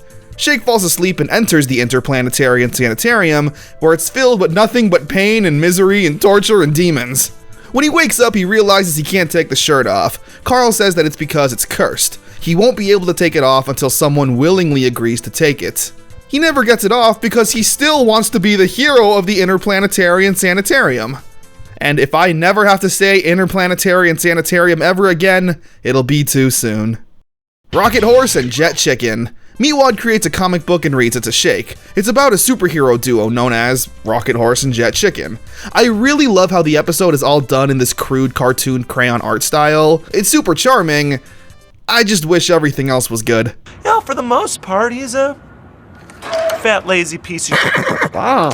It's a really boring episode, honestly. The superheroes are just crude, awful people having nagging dialogue with each other. I guess that's the joke, right? Cute little Meatwad writes these mundane characters with real problems, but it just drags on way too long. The Granite Family. Shake is watching their own copyright-free version of the Flintstones. He says it's not relatable and wants to experience the silly, primitive life shown on TV for himself. So, he sneaks into the White House and calls Russia. Hey, eat my you beat munching face-ward having communists? They launch nukes at each other and ends the world as they know it. They all go into Carl's bomb shelter and Shake is just so happy he recreated what he saw on TV. Things just kinda happen at this point. The Time Warner shows up, a time traveler who warns people about the future. Yeah, cute. He threatens to sue the Aqua teens for ripping off a beloved IP. To sell the Granite Family remake to this Fox. Woohoo! I don't know what else to really explain, but hey, it's still a really fun episode. Bookie. We start off with this long opening segment where Meatwad is learning magic and trying to make swords disappear. He swallows a bunch, but can't poop them out because he forgot he ate them. Anyway, the rest of the episode has Shake making the worst bets of all time, and the Mafia constantly beating him up to collect his debts. That double or nothing said He didn't say that. He just keeps doubling down. Why is he so stupid? I low-key start to feel bad for him a little bit here. Meanwhile, Meatwad is making silly bets as well, but actually winning, earning loads of money. The episode ends with Meatwad paying off all of Shake's debts, but getting paid back in his own way. We get a payoff to the opening bit, with Meatwad pooping out a sword and betting Shake he can't swallow it. Another great one. Fightin' Titan. So the giant monster that moved into the gang's house a few seasons ago returns, and is destroying the city. However, Frylock has been working on a weapon to combat it. A freaking Megazord, alright! We need Thunderzord power, now! He needs everyone to control a body part, but they all steal it and do their own stupid shenanigans with it. Maybe Frylock should have made this a one-man machine. Tyrannosaurus Red Dragon Thunderzord power! Buddy Nugget. Frylock creates a device that helps you find friends. They test it out on Carl, and it's the best thing I've ever seen. What's up, guy? Whoa, Chief. How about you watch where you're walking here? How about you pay attention to where you're standing, asshole? I could watch a show all day about this. Carl's friends really are the funniest people. Your car is badass. Yeah, I know. Too bad you're a pussy. Is this really the everyman in New Jersey? I'll take some more. Who is this guy? Oh, you want some now? What, you getting bored back there? Make a move, asshole. You got? The rest of the episode is okay. Shake wants to help mass produce this thing and throw a party, where he doesn't invite Frylock and Meatwad. Frylock gets the help of a buddy named Dr. Balthazar, where I guess the two of them have history. We don't learn about it. Together we can dissolve the planet, and everyone who ever betrayed me in gym class will feel a pain unlike any sensation. I'd honestly rather have watched the three Carls hanging out. Zuccotti Manicotti. Meatwad is watching the Sesame Street-like show called Zuccotti Manicotti. Since he's just a puppet, Shake gets a Zuccotti puppet of his own and makes Meatwad do bad things. The real Zuccotti shows up, but Shake already has Meatwad under his influence, and Meatwad can't figure out who the real one is. You dumb piece of you about the most ignorant I've ever seen in my life. I am clearly at my breaking point. Totem Pole. Carl tries to get everyone into this German rock band called Totem Pole. Pole in place. They got very political in that one. For whom the bell pulls. Classic. They show up, they stack this goblin, Carl, and Shake together like a human totem pole. It's shenanigans, I guess. Awesome show, dude. They're gone, Carl. I'm hearing footsteps. Little clickety-clackety, you know. And just like that, we've reached the end of Season 9 and the run of Aqua something you know whatever. Season 9 was honestly really good. There were like 2 dud episodes in my opinion, but Chicken and Beans is like in my top 5 for the whole show. Not much else to really talk about in terms of news or interesting facts. Season 10 would go under the new name of Aqua TV Show. The opening is much better than the last in my opinion. It's got this cool noir vibe, and the song is a return to hip-hop.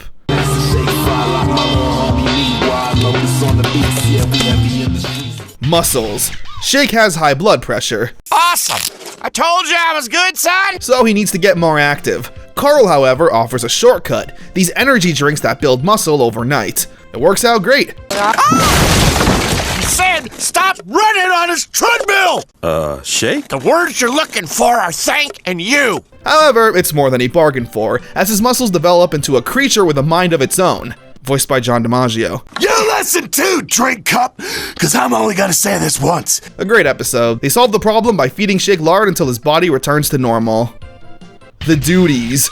Shake and Meatwad get a letter in the mail saying they've been nominated for a duty. Basically an award given to the coolest guy out there. So Shake tries to learn how to be cool from the coolest guy he knows. You know what I say to that? You crush responsibilities like Angus Young at Donington. 1, 2, 1, 2. Carl is kinda cool. We should listen to his advice. It turns out everyone was nominated for a duty because it's just a sales scam. You know this is all just a scam to sell us a condo, right? Merlot Sauvignon Blanco. Shake has an addiction to shellfish and seafood, which he's allergic to. So they take him to a hypnotist to get him over his addiction. It turns out that he's a vengeful loser who just uses Shake to do all of his dirty deeds. But it turns out the only thing he ever really needed was a friend. And I think the episode actually has a message about friendship. Friendship ain't about trust. Friendship is about nunchucks. Banana Planet. Meatwad sees a giant banana in the sky. That is a big old yellow banana. The gang visit it in their rocket ship they apparently have, where naturally the monkeys are sentient, but stupid. Look, man, see, all you gotta do is pull up the peel like so. Listen to this steeply sloped forehead on this one. Yeah, he's just that for the whole episode. Not one of my favorites. Working stiffs. The gang lose their cable, meaning they need to get jobs. Again. This is your resume. Where's your name? I'm not putting my name on that. There's a really racist joke in there. Frylock is the only competent one to actually get a job. Despite being a talented scientist with his degrees, he works at a rundown fast food joint. Meanwhile, Carl has a mafia-related job. Meatwad and Shake take him up on it. They need to dispose of a Mr. DiCenzo, where Meatwad naturally messes it up and gets Carl in trouble. This right here, this the guy? Yep, there he is in the window, looking all scared. Yeah, he should be. The episode ends with Frylock just stealing cable. That's right, kids. Work smarter, not harder. Skins. Shake runs into a stupid hippie that gets him into bongo drumming. It turns out the bongos are made of skin of an endangered creature. And weirdly enough, Shake becomes like an activist, genuinely fighting for the sake of the creature. Attention, greasy, dirty, stupid, long hair wackadoos. A pretty nothing episode with no real highlights, but it is nice to see Shake actually kinda be a good person for once. Frida. Shake meets the love of his life, a girl named Frida. It turns out she's actually a robot built by Frylock to get Shake out of the house. However, she slowly starts to learn intelligence and gain sentience, and doesn't want to be with Shake anymore because he's Shake. She falls in love with Carl, and we now have to watch the saddest love triangle to possibly ever exist. But it's probably lifelike, right? I mean, it's got legs. Well, I don't know. I think there's an oil port down there. Oh, totally. I've done worse. Storage Zeebles. Carl buys a storage unit and hopes to sell whatever's inside. Like those stupid reality shows. It turns out this storage unit is a portal to a mythical land filled with these creatures known as Zeebles. Carl instantly sees dollar signs and starts destroying this world, selling everything, ripping it of its natural resources and torturing these little guys. We should have a special election. Impeach the unfriendly giant. You low-key start to feel bad for these little idiots, just constant terrible thing after terrible thing happening to them. All at the hands of the evil monster Carl. Piranha germs. Shake gets a job at this company. Their whole mission is to spread germs. So Shake's boss has him going around and do disgusting things to make the world sick. What's up there? It's very stupid. What's happening? Now, you ready to spit some saliva on open sores? That's what you have us doing this week? It's only your job. Space Caduce. We have an entire episode dedicated to the Moonanites and Emery and Oglethorpe. It's your typical alien shenanigans. A lot of nothing but stupid characters rambling and talking for an entire episode. The ship has fangs? That's right, yes. The other one doesn't have fangs. You should have looked for the fangs. The fangs! Damn it, we should have looked for those fangs, man. And that's how we wrap up Season 10. Aqua TV Show was one of the weaker seasons in my opinion. I didn't hate it, but there were more skippable episodes than usual. What's interesting is that they had more character-focused episodes that didn't rely on everyone interacting. The Storage Zeebles episode only had Carl with occasional moments of Frylock, the Germs episode didn't have Carl, and the Space episode didn't have any of the main characters featured anywhere. But now, we've reached Season 11, airing in June 2015. And Season 11 marks a very important time in the show's history. At the C2CE convention on April 25th, 2015, Dave Willis would announce that Season 11 of Aqua Teen would be the final season of the show. For real this time. Stating that it was cancelled and it wasn't their decision to end it. He also mentioned there was a planned sequel to the movie, which was also scrapped. Later on Twitter, Dave would mention that the reason the show was cancelled was because Adult Swim president Mike Lazo was just ready to move on from it. The show, under its many different names, was still pulling in great ratings and numbers, but I guess Mike Lazo just felt like it was time to move on. A popular theory at the time as to the real reason for the show's cancellation was an incident that occurred on January 2015. The cancelled Season 5 episode Boston would leak online. The episode is honestly, it's not even that good. There's a lot of unfinished animation, half the episode just has still images with voiceover, and the voiceover audio doesn't even sound like it's properly edited. They make a few not so subtle jokes over the Boston incident. Now pull out your batteries. All right. There you go. Now that looks great. Should I expose my wires?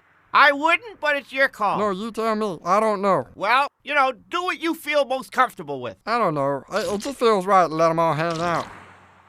Turn on your tiny magnetic lights. That way, you look more like a device. There we go. Those are energy efficient and harmless to humans. But apart from that, it's really nothing. It is an interesting theory as to why the show is cancelled and would at least make some sense, but it's not true. While the episode was leaked in January, it didn't pick up traction until April that year, but the announcement of Season 11's name was done in March, so it just wouldn't make any sense. I wish it were the truth. It's a better explanation than just canceling it because it's time to move on, whatever that means. Season 11 and the final season of the show would be called Aqua Teen Hunger Force Forever, and they went all out with everything, kinda. This intro is honestly tied with the OG for catchiest in its visuals. They got this silly anime style with all the characters looking kawaii and Super Saiyan. And the song itself is actually rapped by the voice actors, and they do a great job. My name is Meatwad. I'm a beef blob. I'm an igloo. Or a hot dog. I'm Street. What? I got the beat. You mess with me, you get concrete feet. Mouth Quest. So this episode is all done in stop motion for some reason. It's really pretty, honestly. I like it. Apparently the reason for the stop motion in-universe is because they were given a higher budget, since this is a crossover promotion with Honest Abe Lincoln Hot Links. I don't think that's a real product. They seem to have learned from the Boost Mobile episode. Their mascot is a giant pink cat dressed as Abe Lincoln, and he's voiced by Justin Roiland, doing his classic iconic voice he does for every character. We asked that this episode be special, a big event, and I'm looking around and that's not very special. The mascot is desperately trying to make the Aqua Teens have a funny and epic adventure, so the promotion episode is up to their company standards. It's like when sponsors for YouTube videos make you say things like, "Earn 2,000 epic gems when you sign up now." It's pretty interesting, honestly. A nice creative change of pace. I'm not sure if the episode would have been as fun if it weren't for the art style change. What low-rent operation are you running here? Brain Fairy. Frylock gets his powerful gems stolen by the Brain Fairy.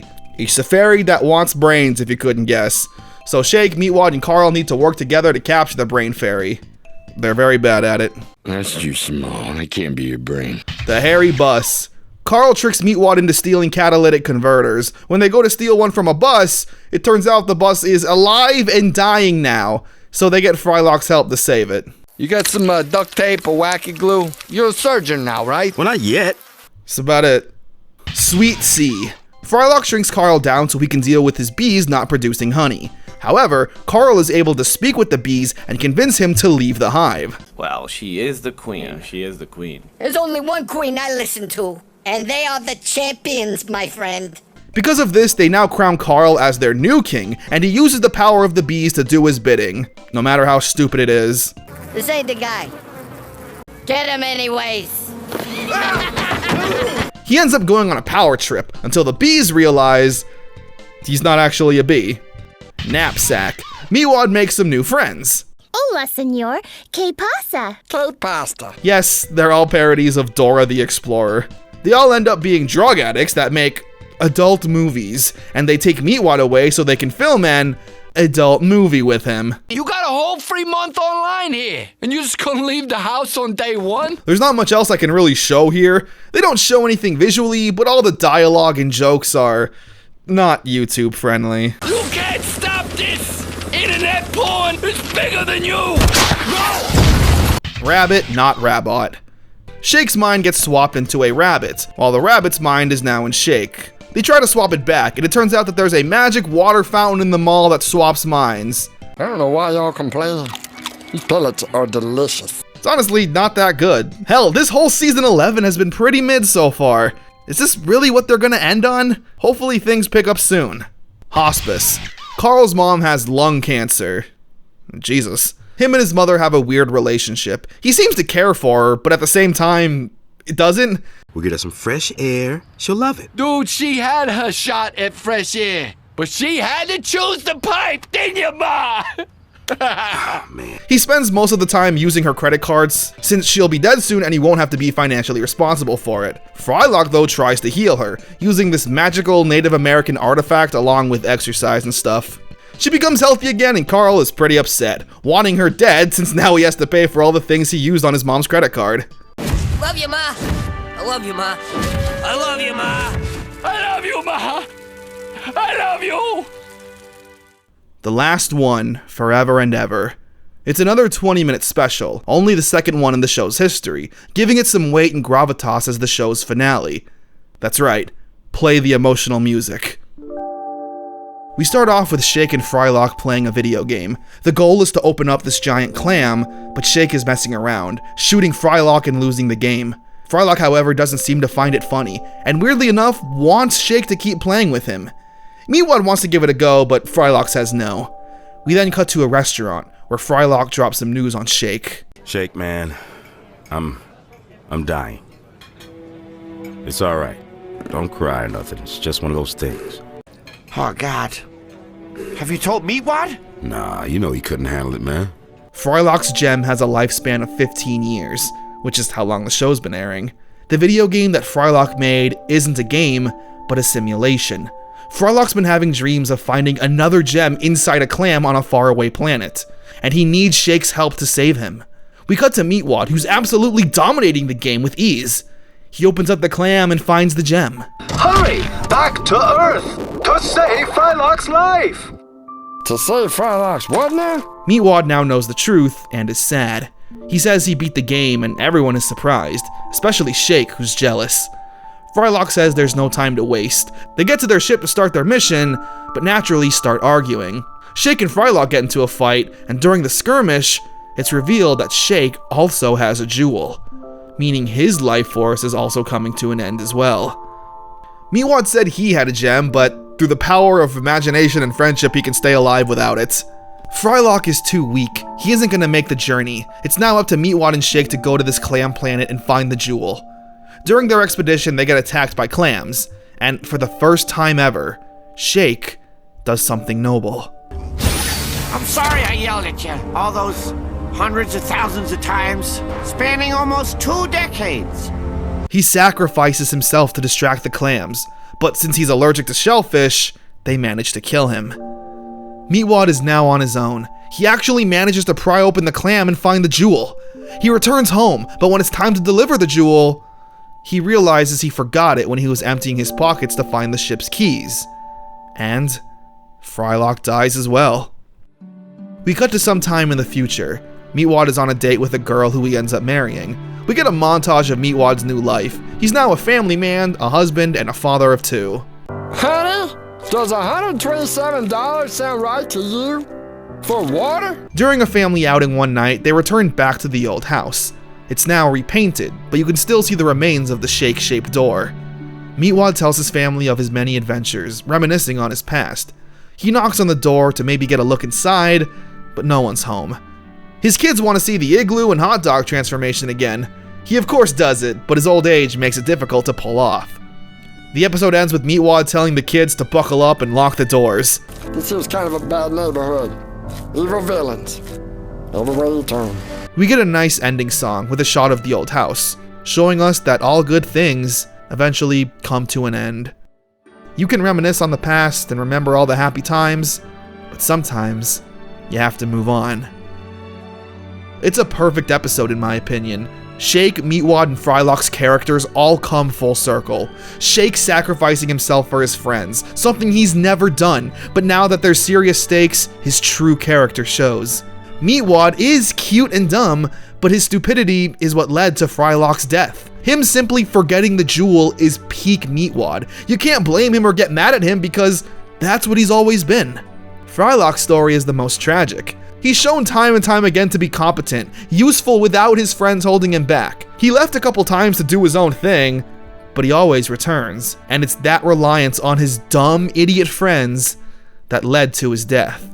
The episode has so much fan service. When Meatwad's emptying his pockets, you get to see the Brood Witch and the Buddy Nugget. Shake's wearing the ring that he was going to propose to his robot girlfriend with. Carl's stupid friend shows up again to try and sell Frylock's jewel with him. During the credits sequence, we see Willie Nelson answer the door after Meatwad leaves. And there's so much more fans will love and appreciate if you've been watching since day one.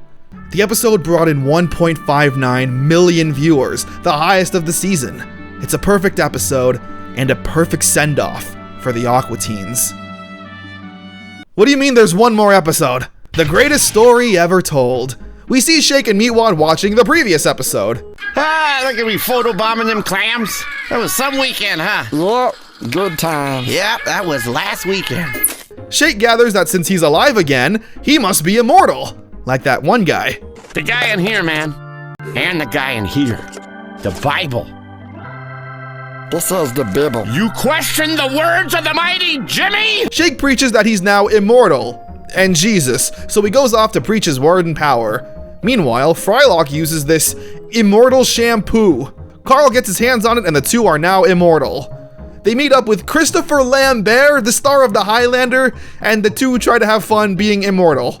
All the villains are back together one last time to learn Shake's invincibility secret.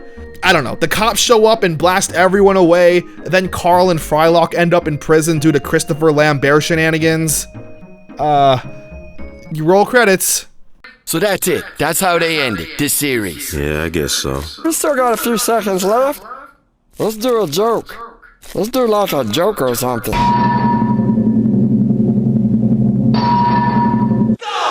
Alright, you know what? That was probably the most Aqua Teens way to end the series. Yeah, just like that, after 15 years, Aqua Teen Hunger Force would come to an end. However, you may notice that this video is nowhere near over yet. That's because we still have more to talk about, such as Season 12 that dropped in 2023, but we can't go there yet. Let's treat this like we're living in 2015 times. One of Adult Swim's most beloved shows has just come to an end. If you're a fan, what do you do now? Well, there is that movie I haven't seen, plus the official video game. So, since the show is actually canceled forever, in 2015 times, let's finally watch that movie.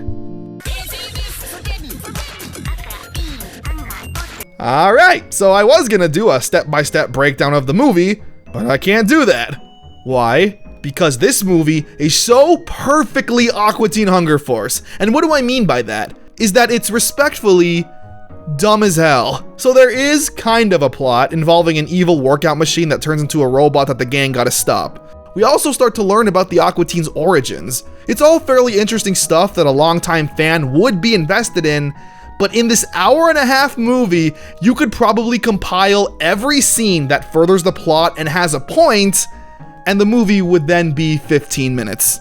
Whenever the plot starts to go somewhere, it gets interrupted by shenanigans.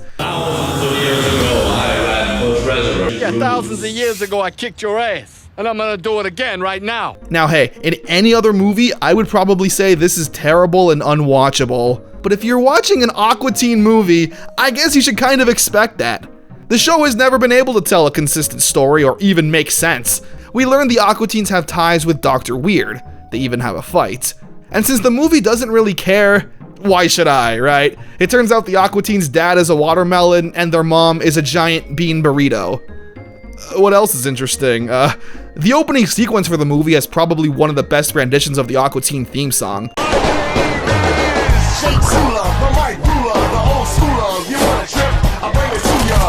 Plus, the visuals are perfectly trashy in a complimentary way. Yep, that's the movie. Hope you liked all that build-up I did for it.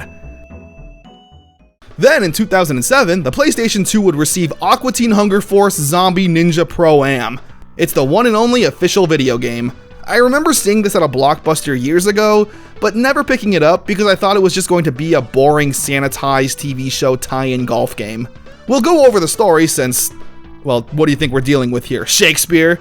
So Frylock gets a letter in the mail saying he's been accepted to a prestigious golfing club, and he's allowed to bring 2 guests. How convenient. If someone confronts you, brain them, like so. Hey, I'm talking to you. Using the X button. What's an X button? Oh! Headshot! Oh! That's basically it. Everything else that happens after that is just random, meaningless shenanigans that you'd find in the show. The game itself is kind of interesting in concept, but in its execution it falls a bit flat. It's a golfing beat-em-up racing game. Again, sounds cool on paper. The golfing portion needs no explaining. You go to a hole and need to use this Mario Golf meter to hit the ball. If you played a golf game, you know how this thing works. Now once you hit the ball, you'll need to walk towards it. That's when enemies will start to spawn and you'll have to fight them. The combat is very repetitive. You'll just be mashing the attack button over and over and over. The combos are slow and visually unappealing. And occasionally you do race in a golf cart, and it ain't no Mario Kart. Honestly, it's just an all-around slow and bad game. The dialogue is the only thing that kinda saves it. Yes, Moon Knight unite. And behold the behemoth orange bullet of destiny. As a bonus, there are 4 whole episodes of the show available in the game straight from the get-go. Yeah, they're not even unlockables or anything. Brood Witch, Revenge of the Mooninites, Video Ouija, and a special episode, Robots Everywhere, which at the time hasn't even aired on TV yet. Yeah, if you bought this game, you got an early preview for an episode. I mean, hell, just for that I'd say the game would have been worth having back in the day. It's not good by any means, but it is interesting. It's definitely the kind of game you'd play for 20 minutes for the novelty of it, and after monotonously smacking the ball and hitting enemies, you'd never touch it again. So what you gonna do? You gonna mix Tiger Woods up with all these fudge walnut brownies that you put in here? Oh man, did I put brownies in there again? Run! I told you we should have brought that thing! What's weird though is that after the Aqua Teen's cancellation is when they started to appear in ads. Yeah, Slim Jim, Carl's Jr., that one actually works too well, Pop-Tarts, you name it. It was nice seeing them pop up randomly like this. 2 years after the show was canceled and seeing them hawk a product like its Boost Mobile really warmed my heart. I love these guys. They also got corn on the cob, coleslaw, green beans if you're one of them lame stupid hippies. And we can just see that after the show's cancellation, it was clear just how many people grew up and loved these little degenerate food characters. In 2020, when the world needed Aqua Teens the most, Carl would give a commencement speech to all graduating classes. You got out of school, big deal. You think you're smarter than me? Because you got a piece of paper? How about I whoop your ass right now, college boy? Again, this is during a time where people were graduating virtually because of the Moonanite flu or something. So having your class be commemorated by Carl Bertanen-Onalewski is a special moment in your life. You're the one who took out a 6-figure loan for a piece of paper with your name on it. Now who's the dumbass? Every time the Aqua Teens would make an appearance like this, the fans were vocal in wanting more, but we'd never get it. That is until April 18th, 2022. A new miniseries would drop on YouTube, Aqua Side Piece, which is a cool name. They were all just simple 3-minute shorts featuring some of our beloved little creatures we've grown to enjoy over the years. There really isn't much substance in these episodes, considering they existed mainly to be like, hey, remember us? The return of Hand Banana. We start off with this absolutely beautiful running animation of Carl. Please treasure this forever. He's trying to create small talk with Frylock. It turns out Hand Banana is back and installed some kind of tracking device in Carl's neck. Meatwad shows up with some horchatas for everyone. Hand Banana drinks it, but the horchatas have chocolate in them, which as we all know is deadly to dogs. But in a plot twist, the necklace Carl was wearing is actually a shock collar. Well, better luck next time. Brood Rap. Carl is working as an Uber Eats driver. I love that the Aqua Teens can exist in this current modern world. He starts hearing voices in his car, and it turns out to be an evolution of the Brood Witch. The Brood Rap. Oh, raps. Raps are for pussies. We learn of its backstory and ingredients. No tomatoes this time, it's learned. Ah, Ding Dong Dummy! You have arrived with my rations! MC Pants University. MC Pants returns with another scam to take over the world. A DVD to encourage people to join his university. The terrible green screen is just the icing on top. The cat's in the cradle and your cradle should rock. He got more equity than an everything bagel got locked. They got your escort hanging low. That's right, it's my dick. Pack your shit, bitch. Now get out of my crib. Moonmaster 9, Beware the Gorgatron. So we get this parody of a YouTuber reviewing the new Moonanite game. The game is obviously trash, and I hate that it's a pretty realistic representation of a gaming YouTuber.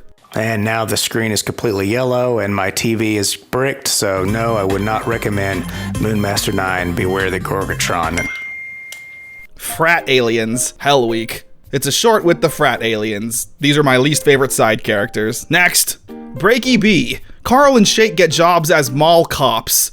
Who would hire this? Oh yeah, I like that speed a lot. Oh. No, Carl, please don't do this. Anyway, the frickin' cybernetic ghost of Christmas Past from the future shows up because he wants to destroy a toy.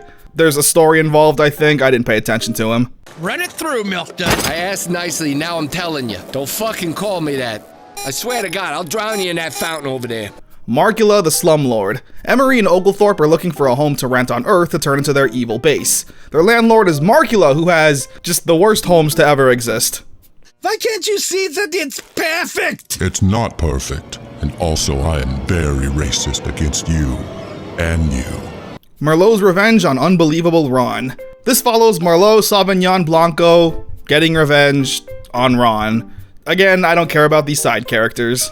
The dumbest doll of all. We pick up right where we left off in 2004. Shake throwing Happy Time Harry off a cliff. It turns out he survived and is now like the Highlander.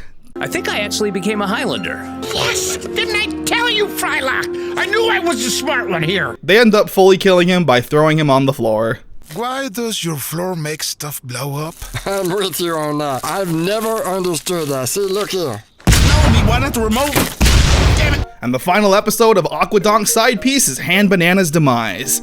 We see Hand Banana and Carl arguing like a bitter old couple. I'm still attracted to you, Carl. I just have needs here. It takes two to tango. You ain't pounced on me without my consent in months. Yeah, Carl eventually tricks Hand Banana into doing the dirty, but this time Carl was prepared. He put Gorilla Glue in his booty and now Hand Banana is stuck there, where Carl will finally get the chance to put him down. Tonight you. Ain't that what you said? Ain't that what you said to me? And yup, with that, Aqua Side Piece comes to an end. Again, it was never really a full season, and the shorts didn't have much substance. At this point, it was 7 years since anything Aqua Teen was released, so it was loads of fun seeing all the characters in super high quality and some super clean animation. Along with these shorts came another full-fledged movie released on Max in November 2022, Aqua Teen Forever Plantasm. Just like the last movie, the trailer does a really good job of hyping it up and showing off all these cool moments and super clean animations that the show has never seen before. But the movie itself is, once again, a bunch of nonsense. A few funny moments, a plot that never really goes anywhere, and rambling dialogue. Now, I'm actually gonna be a bit harsher with this movie than the last one, because this was kind of meant to act as a comeback for the Aqua Teens. In 2022, there were guaranteed tons of younger people who never watched the show or only heard of how much of a classic it was from old folks like me. This was their chance to actually make a good movie and make some new fans, create a wave of support to show that it was a mistake canceling the Aqua Teens.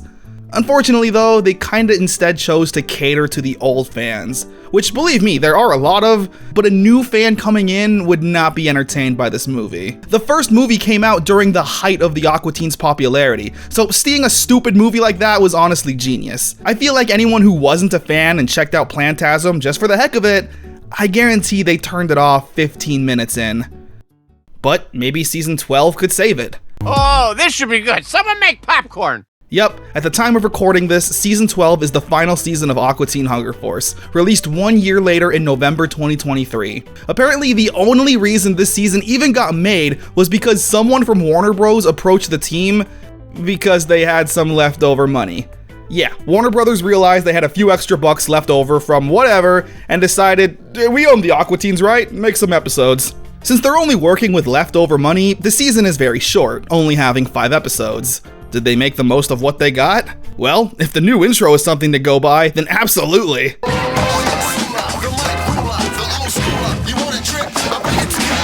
It is so strange seeing this show have fluid animations and facial reactions. Seriously, I never realized how much the original show's run relied on like the same 3 face emotions and body movements. Everything here is a return to form. The opening is a remix of the original rap, which makes me happy, and the name of the show returns back to just being Aqua Teen Hunger Force. Shaketopia. Well damn, we see this new budget hard at work. The show has never looked better in its entire history. Anyway, this is a fantasy world that Shake is the ruler and king of. It turns out though, it's all just in VR. He's got on that damn headset and is literally rotting away while he rules over these sweet little creatures. Hey, what do a dick look like? Don't you draw a dick on him. I do robots and superheroes, that's all there is to draw. Meatwad wants to join in on the fun and buys a bootleg headset from Carl. The two then bicker about who should be ruling the magical VR world. They even have a duel, and it's honestly pretty cool. That extra $20 budget is really working hard. These dynamic action scenes look great. It's like an actual fight scene. The episode ends with Frylock invading the VR world and giving it a virus. Ethnic cleansing. Quite the side hustle you've got there, Frylock. A great first episode. A quiet Shake. We see Shake and Meatwad communicating with sign language. At least Meatwad is, I think. It turns out there's hostile aliens that have invaded Earth and attack anyone who makes noise. Shake gets tired of it and decides to just make noise anyway. But no monsters attack. Carl and Meatwad also get fed up with not making any noise and join in. Oh, yeah. Sorry, dude, but I've been holding that for like 18 months. That part of your grass is pretty brown now. Frylock, however, is still scared. He hunts down the source of the aliens, which are these ear monsters. They're sensitive to noise and they've taken over Earth because they thought it was their home.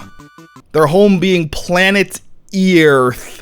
Then there's this ear-shaped planet that's way over here where you assholes live. You should be the ear, not he-ear. Frylock infects the Master Ear with Carl's dirty underwear. You see? That fart joke from earlier did have a point. And all's well that ends well. Script title, The T's Are Twos. Shake's trying to write a movie. This laptop sucks! Fix my hoverboard because it's slow as hell! He's having a bit of trouble and buys a coffee machine that also talks and is Sean Connery. I like that setting. You mind if I take this? That's pretty much the entire episode. Shake keeps buying household appliances that are doing actor impressions. Say hello to my little friend. Friggin' Scarface! Hello, love. Michael Caine. Yeah, I don't like this one. Get lit upon a sit-upon. Shake and Meatwad are a little unhealthy. You want me to get the shrink ray for your fat ass? You used it on this door, didn't you? Maybe you ought to lose some weight. Says the sphere of grace. So Frylock buys this exercise bike to get in shape, but it has this built-in sentient mascot that basically guilts Frylock to never stop working out. I need to eat, man. What you need to do is get in shape. Only losers eat. Everyone eats. All eating does is make a turd. We learn that there's a meteor coming to destroy Earth, and the Citipons have batteries that the riders are charging when they pedal. The batteries will then be used to turn the Citipon into a rocket ship to escape Earth and live on planet Citipon. He tells everyone to lather up in maple syrup because it'll protect their skin when they exit Earth's atmosphere. Woo, look at you all covered in maple syrup. Of all the people, I'm the one who knew! This obviously ends up being a lie. So he gets fed up and sells it to Shake. Who's it is a Shake? Hey, I'm a Mr. Spaghetti. The episode ends with the Citipon actually telling the truth. The world is gonna end.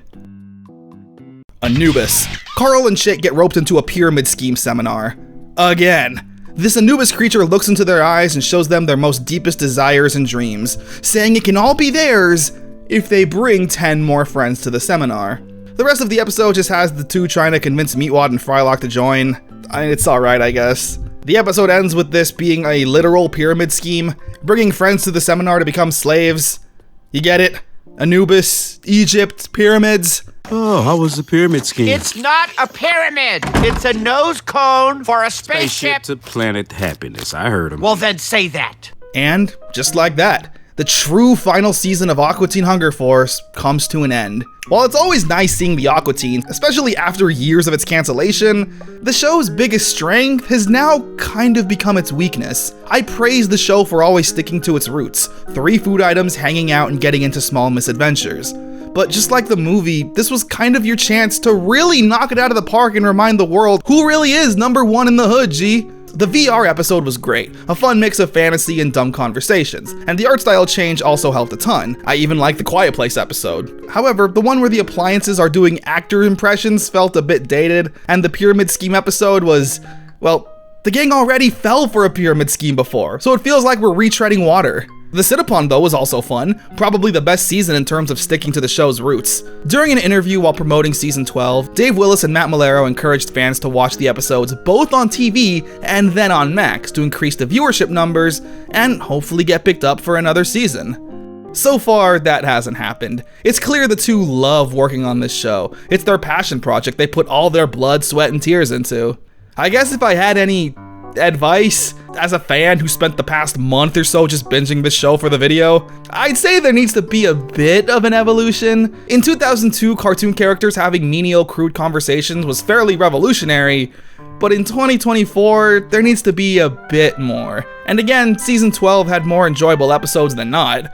But yeah, we just watched every episode of Aqua Teen Hunger Force, and honestly, I loved every minute of it.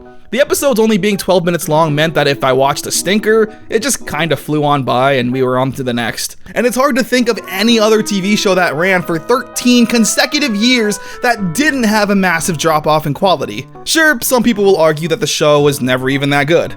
It didn't have a drop in quality because the quality sucked from the beginning. Maybe you're right, but I don't care. I love the Aqua Teens. They'll always have my heart as the #1 Adult Swim cartoon of all time.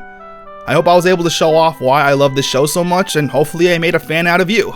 And to quote Carl, truly, they were an Aqua Teen Hunger Force.